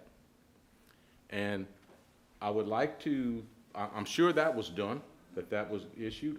If there's a document that's signed by that, I'd sure like to have that document, because the 6 months is getting very close that those poles have been stored there. And the way the ordinance is written is, after 6 months, it has to come to the council, then the parish council can give an extension for 6 more months. All right, let's roll along. Then we get the email, and I'm gonna shorten this part of it up. We get the email from Pee Wee inviting myself, Barry Huggins, Gary Spillman, to come meet with Mr. Giles, some members from the administration about this Air Liquide plant. And we saw the same presentation months ago that you all saw tonight.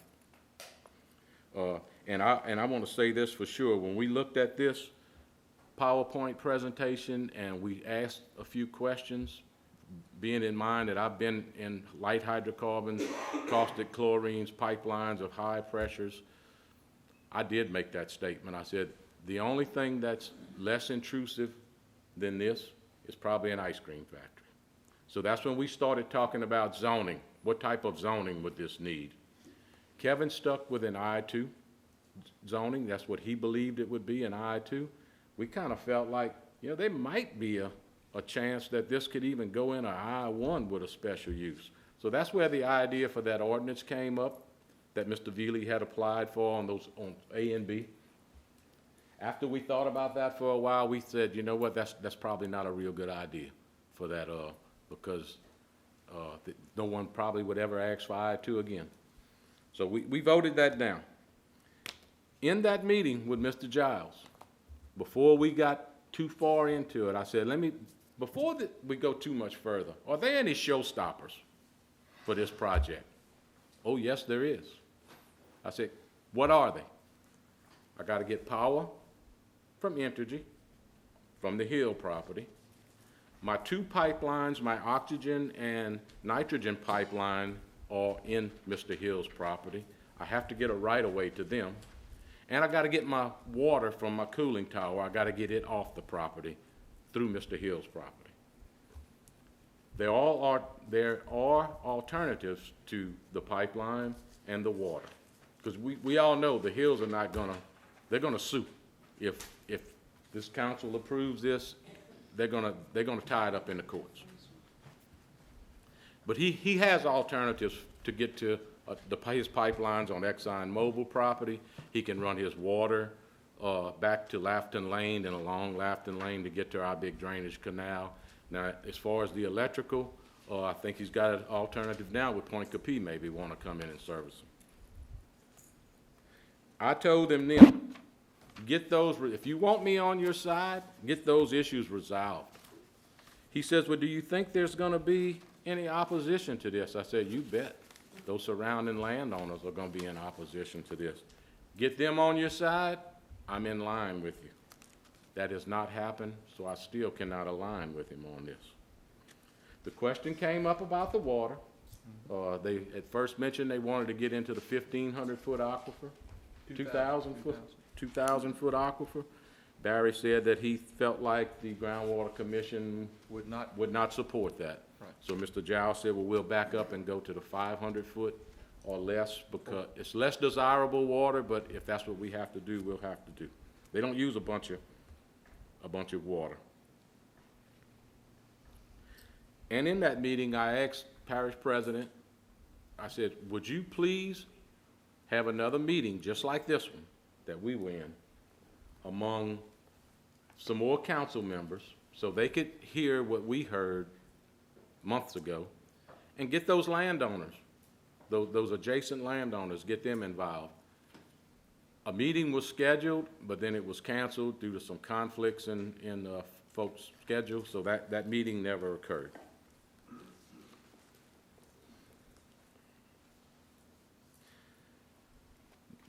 Like I said, I mentioned this, we got the 7-page letter from Mr. Hill and the Ms. Krebs about the opposition to this. We got a letter from them just yesterday about they're still in opposition and they will seek some legal, whatever they do, in the courtrooms. Now, one thing I left out, and I'm going to cut this a little short, although I listened to you guys. When Mr. Louis came to us wanting the I-2, he said for the back portion of the property. That's how it was presented to us, the back portion. Spillman, define back portion. What is he talking about, the back portion? Is the back portion 100 feet from Lafton Lane, 1,000 feet from back Lafton Lane? Somebody's got to tell us what in the world the back portion is. I asked Lynn and Kevin the same thing. So they asked Mr. Louis, do you have a plat of this property? Well, he brings the plat. He does have a plat. For some reason, the assessor's website was wrong. Kevin and Lynn had no idea that this 34 acres was indeed 2 separate tracts of property. Track in the front, track B in the back, with like a 64-foot, what we call a flagpole coming up to Lafton Lane. Now, as a council member, had I had that information when we voted to make this I-1 with a special use, I would have never, I don't know if it would have passed, but I would have never given them that back portion of that property, I-1 with a special use. I would have said, you're only using the front part. You get your special use on that, the back part remains ag.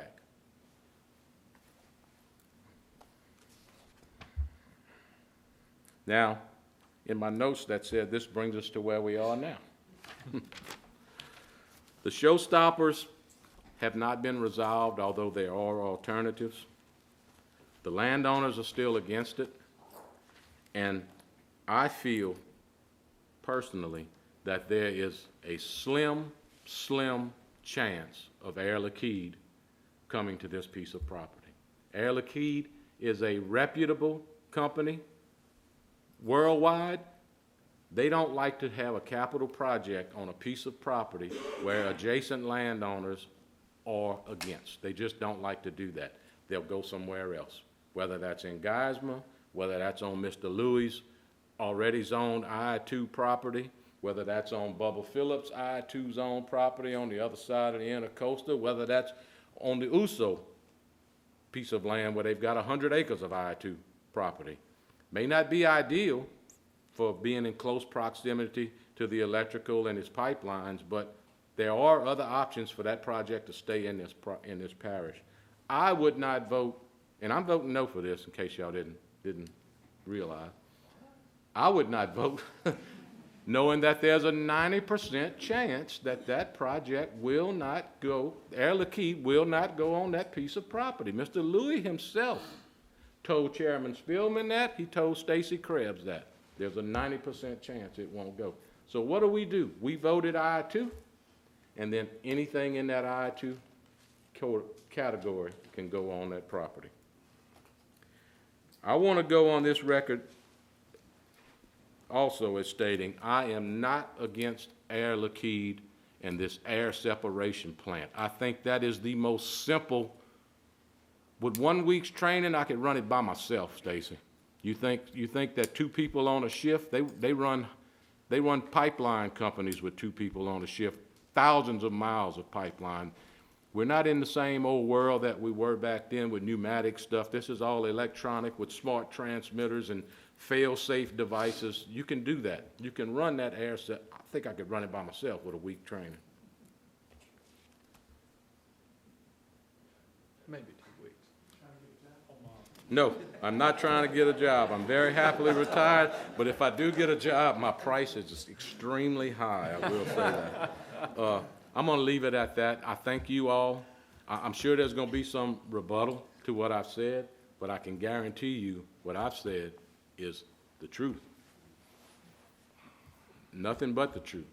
It's exactly how I experienced it. I would have preferred to leave this parish council without having to say what I just said, but that's just the way the cookie crumbles, how they say it. Thank you for your time. Thank you, Mr. Chairman. All right. We're done, but. Okay. Anybody else on the parish council have any comment? Anybody else? Kurt? Mr. Marty, if there is an opposition of a lawsuit against Air Liquide or this council or something, are y'all gonna put this plan on that piece of property? That's a good question. We prefer there not be a lawsuit in place, for sure.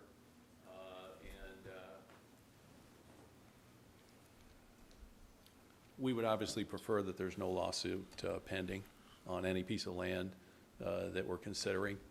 And I'll leave it at that. I mean, that we're a big company. We'd rather not have a lawsuit. We could, we can bring a lawsuit and defend a lawsuit, and we can hire all kinds of lawyers, but that's not something that we would prefer to do. So this is a compelling piece of land for us for the reasons I said previously.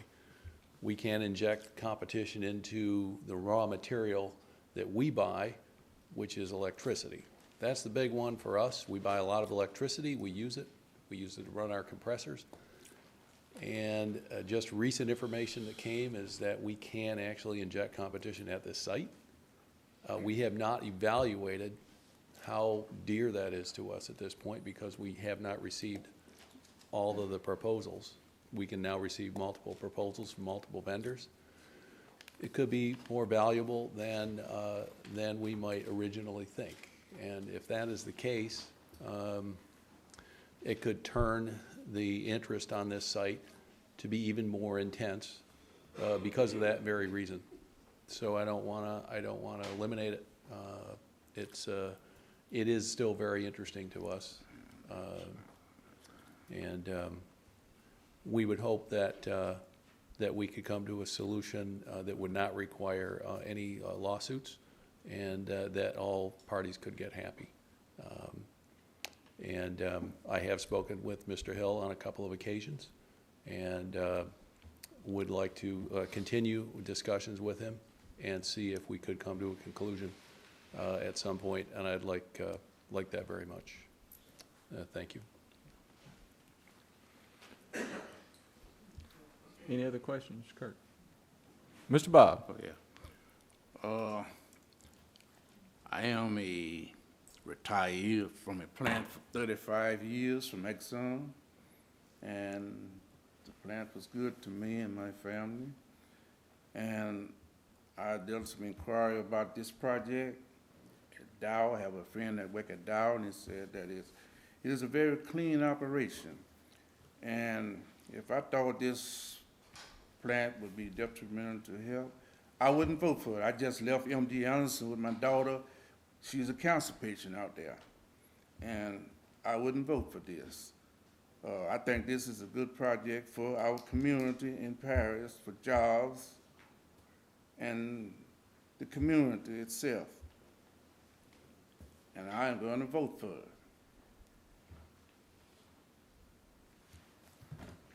it. Thank you, Mr. Bob. Any other? All right. Do I have anyone care to make a motion of any kind? Ricky wants to I know you were waiting speak. for me, Fitz, so you can speak last, but I guess I'll go ahead. Anyway, I do want to say a few things. Just a little bit of background. I'm 32 years into an industrial facility, my whole working career in a plant. So it's dear to me. Putting food on the table actually gives me a very good life. So I think this industry. So I'm 100% for industrial industry. Obviously, it definitely has its place. With that said, I just wanted to give that background. I'm echo several things. I'm pretty much echo a lot of things that's been said.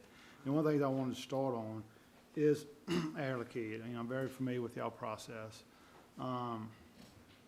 And to me, as a council, it's not about a person or about the facility. We actually in the zoning portion of this process.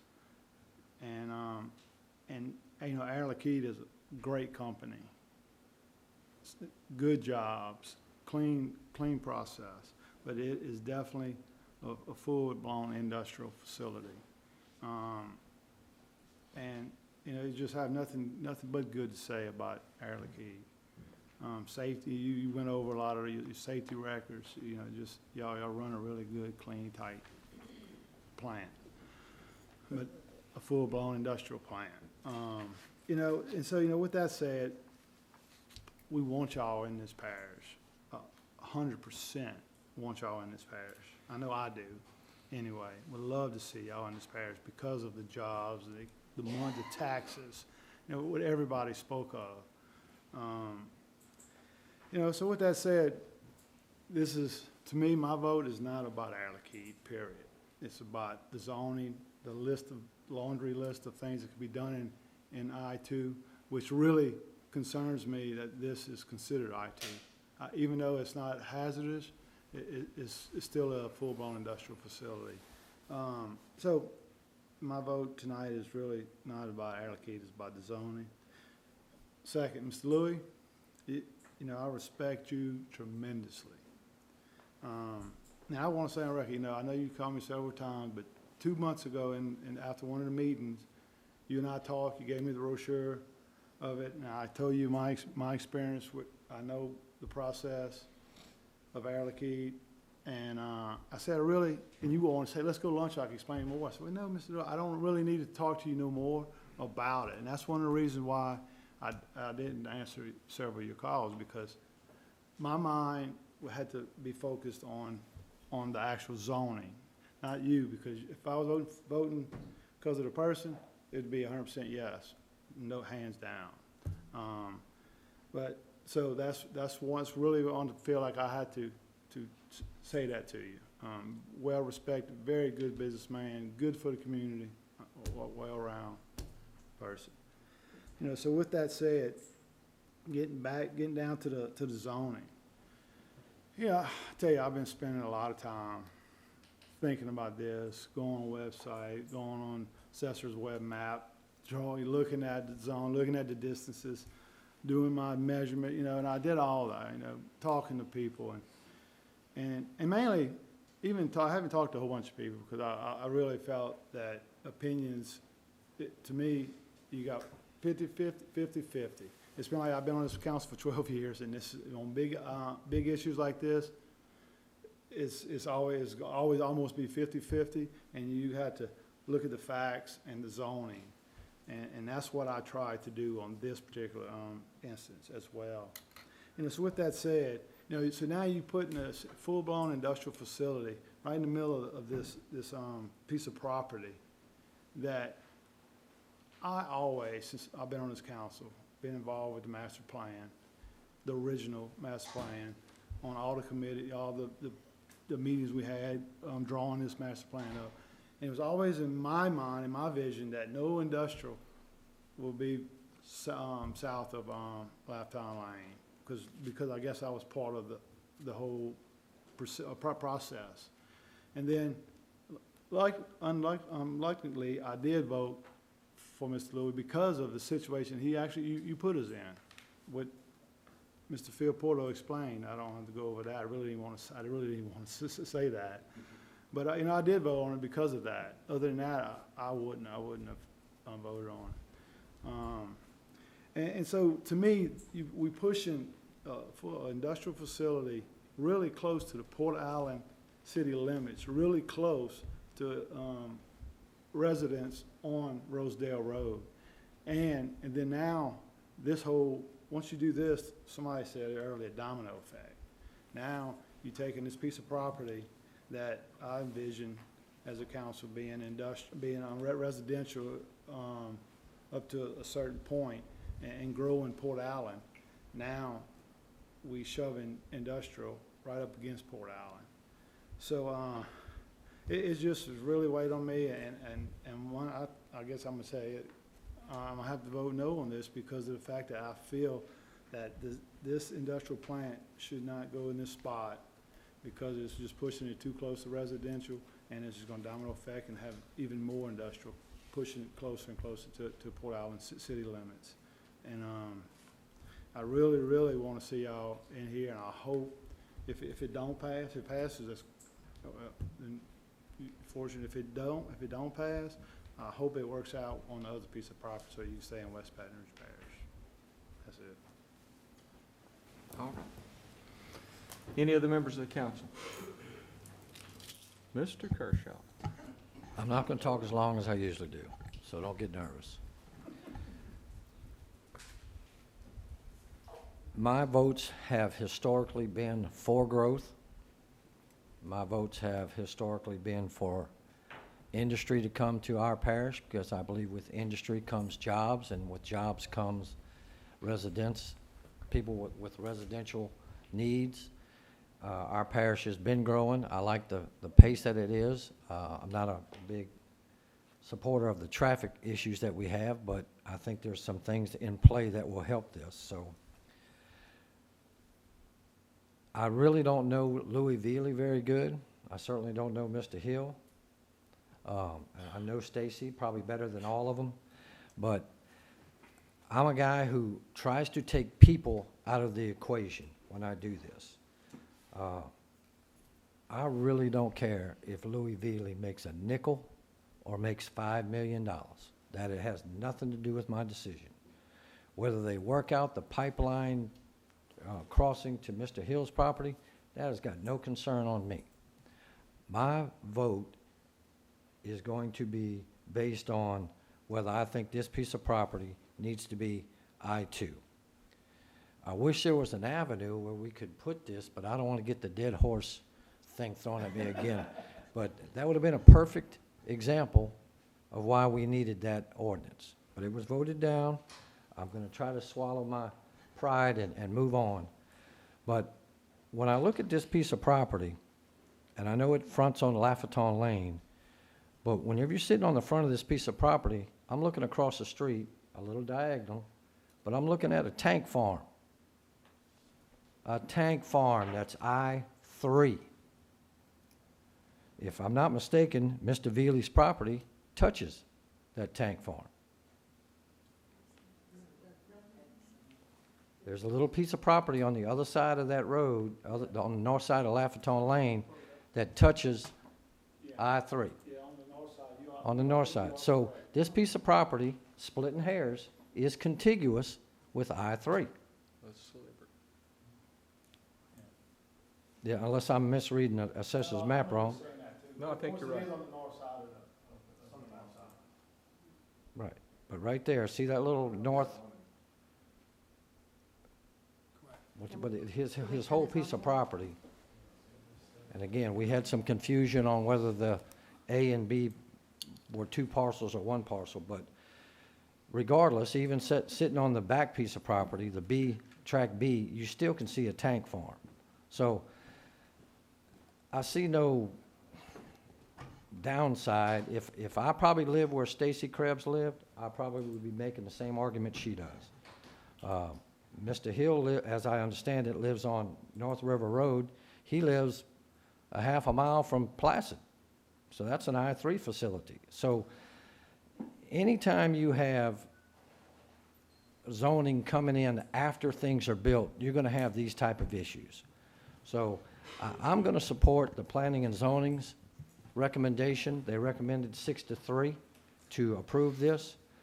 I'm going to recommend it too. I'm going to vote for it. I shouldn't say I recommend it. I'm going to vote for this. I think it's a piece of property that needs to be put into commerce. The fact that a certain industry is coming or maybe not coming or might come if somebody gives them some land, I can't look at all that. I've sat here like Phil, sat here for who knows how long, listened to the project. I'm not concerned with the project.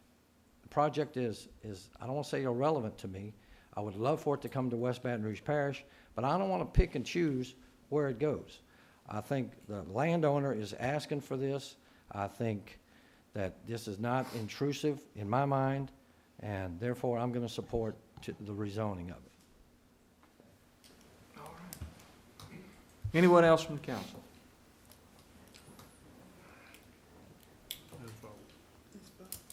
Somebody's got to make a motion. Oh, that's true. Oh, we have a motion by Mr. Kershaw, a second by Bob Robertson, and your motion is? My motion is to approve?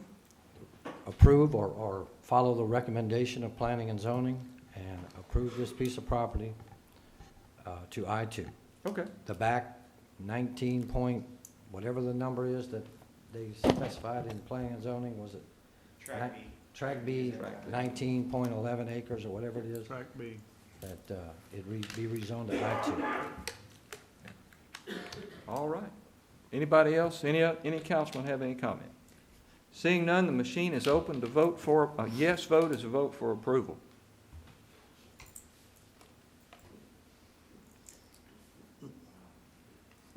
Fails. Motion fails. Oh, It didn't get a positive vote. Right, fails.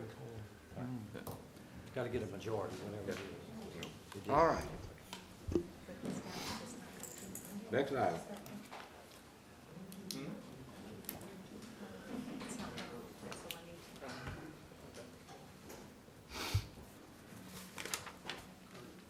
So you have to bring it back Who? next year?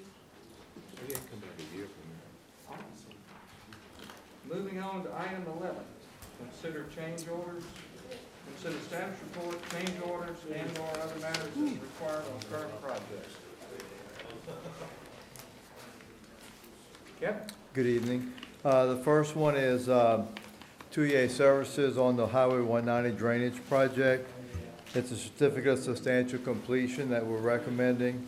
Change order number 1 for $4,500 increase and 42 calendar days due to wet weather and some road cores we took on 190. Motion to approve. Have a motion to approve. Have a second. Is there any discussion? Any public comment? Seeing none, the machine's open to vote for approval.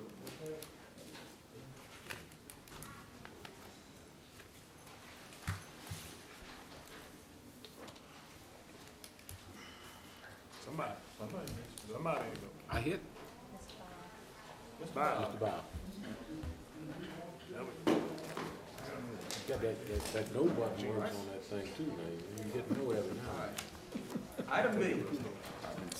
Item B is certificate of substantial completion and change order number 2 for the road program, and that contract was with Barrier Construction Company.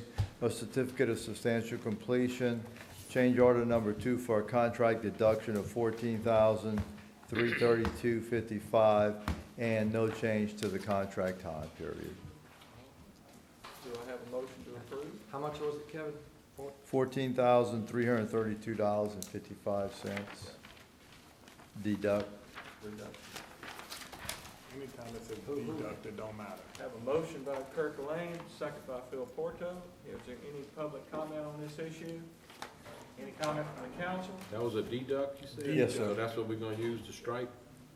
All right. The machines are open to vote. A yes vote is a vote to approve.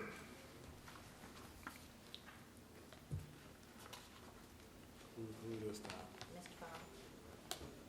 Mr. Bob?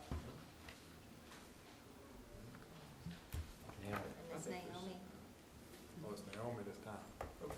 All right. Okay, thank you. Resolutions. Sorry you had to sit there for the. Yep. Yeah. Yeah. Perks of the Sorry day. I had to sit here that long. What you talking about? Jason, you gonna handle the resolution? Or is Philip gonna handle the resolution? Item 12, resolution. It's almost New Year. Wish I got paid by. We gotta make some zoning resolutions. request in my district. You can read it. I'll read it. Resolution A, authorize execution of letter agreement with Acadian Ambulance Service for 2020. Standard resolution that we do every year with Acadian Ambulance. Okay. For them We to do it provide one at a service. time, we go. We do them one at a time. We have a motion by Mr. Elaine, second by Mr. Loop. Any comment? Seeing none, the machine's open to vote for approval. All right. B, authorize parish president to sign low-income home energy assistance program, the LEHAP grant agreement. Yeah, Yeah, Right, that's an annual thing too. right. Motion by Ricky Loop, seconded by Chris Kershaw. Any comment? Seeing none, the machine's open to vote. C, approval and adoption of parish benefits plan, the cafeteria plan for 2020. that's for our health insurance benefits to allow us to have the cafeteria plan with the deductions will be pre-tax. All right, we have a motion by Phil Porto and a second by Ricky Loop. Any comment? Seeing none, the machine is open to vote. Item D, resolution authorizing parish president to submit application through the Office of Community Development Local Government Assistance Program, the LGAP program. Yeah, that's LGAP, and the three things that we're looking at there is the 3 Lobdell lift stations to have generators on those. That's the 3 newest lift stations that we have when we did the Lobdell sewer. Is application for the lift stations on those precincts. Any comment? We have a motion. Somebody want to make a motion? Motion by Kirk Lane, second by Chris Kershaw. Any comment? Seeing none, the machine's open to vote for approval.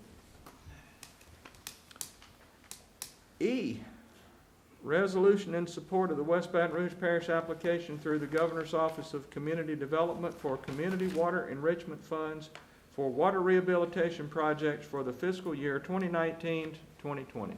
And what we're applying for there is to increase from a 4-inch to an 8-inch water line, and that's gonna be on Maxine, Andre Lane, Nolan David, and Higdon Lane.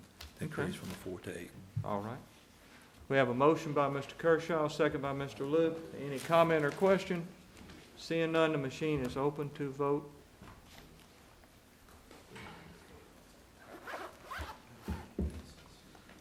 Charlene. Thank you. All right. Thank you, Jason. Introduction of ordinances. Oh, that is me, huh? That is you. I have to, you can make Barry do it. Look, I went to public school. You want me to Michelle read this? reads like really fast. An ordinance adopting an operating budget of revenues and expenditures for West Baton Rouge Parish Council for the fiscal year beginning January 1, 2020, and ending December 31, 2020 for the 2020 budgets. Capital Roads Program, Fire Protection District Number 1, and 5-year capital expenditures budget, including the Department of Utilities, as reviewed as the 2020 budget meeting of October 29, 2019, and October 30th, 2019.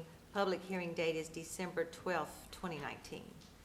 B, an ordinance amending Chapter 104, zoning to incorporate amended zoning designation map, the zoning plan, under Section 104-3, establishment of districts, official zoning map for rezoning request of Frederick McKenzie, file number 2019-25, located at 5951 Rambin Road, Bruley, Louisiana, 70719, lots SB 1C 1B of the original lot SB 1C 1 of the original lot 8 Sanji subdivision and the original remaining lot SB 1.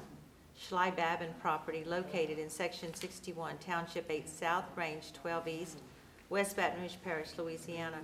Rezoning request from Ag to Residential Single Family 3. The public hearing is scheduled for January the 23rd of 2020. And then C, an ordinance to amend and reenact Sections 8625, natural gas meter deposits, Article 2, gas, 8660, monthly charges, and 8661, water meter deposit, Article 3, water, of Chapter 86, Utilities, Part 2, Code of Ordinances of the West Baton Rouge Parish Code of Ordinances to require the installation of utility smart meters and to provide for initial and reoccurring fees thereafter. The public hearing is scheduled for December the 12th, 2019. Another one. D, an ordinance to amend and reenact Chapter 111, Administration and Enforcement, Chapter 4, Zoning Enforcement, Chapter 11179, non-conforming uses of the West Baton Rouge Parish Code of Ordinances to provide for limited administration approval of certain non-conforming expansions. Public hearing date is January the 23rd of 2020. All right. And that concludes the introductions. Item 14, consider subdivision plats, condemnation waivers, and matters related thereto, and I believe we have none. Jason, is that correct? We have none? Move on.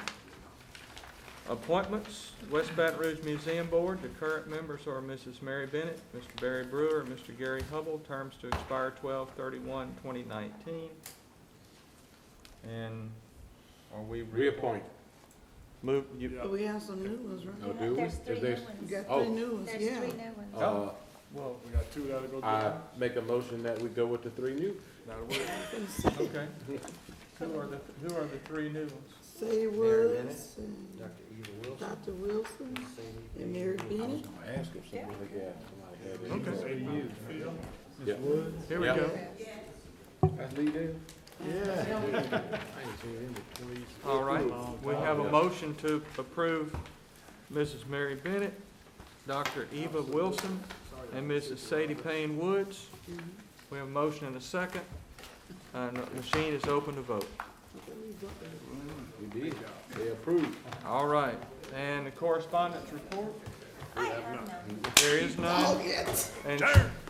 And we have a motion to adjourn. You got it? All right.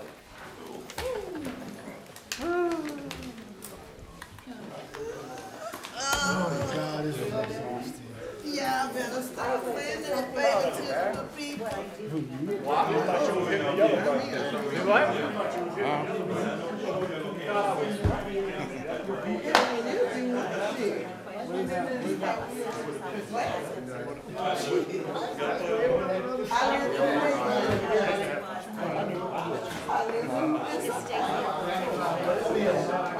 If I go to jail, I got That's why I said, they want to expand, that's why They bought everybody.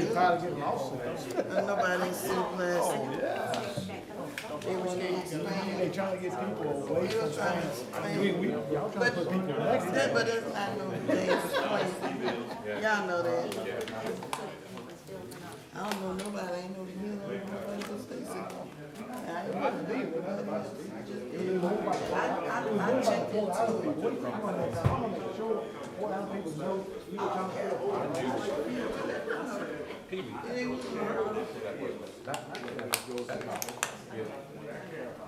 I left that part out. No, I wasn't going to. What's the matter, Gordon? Got you? I left that part out. Hey, Phil.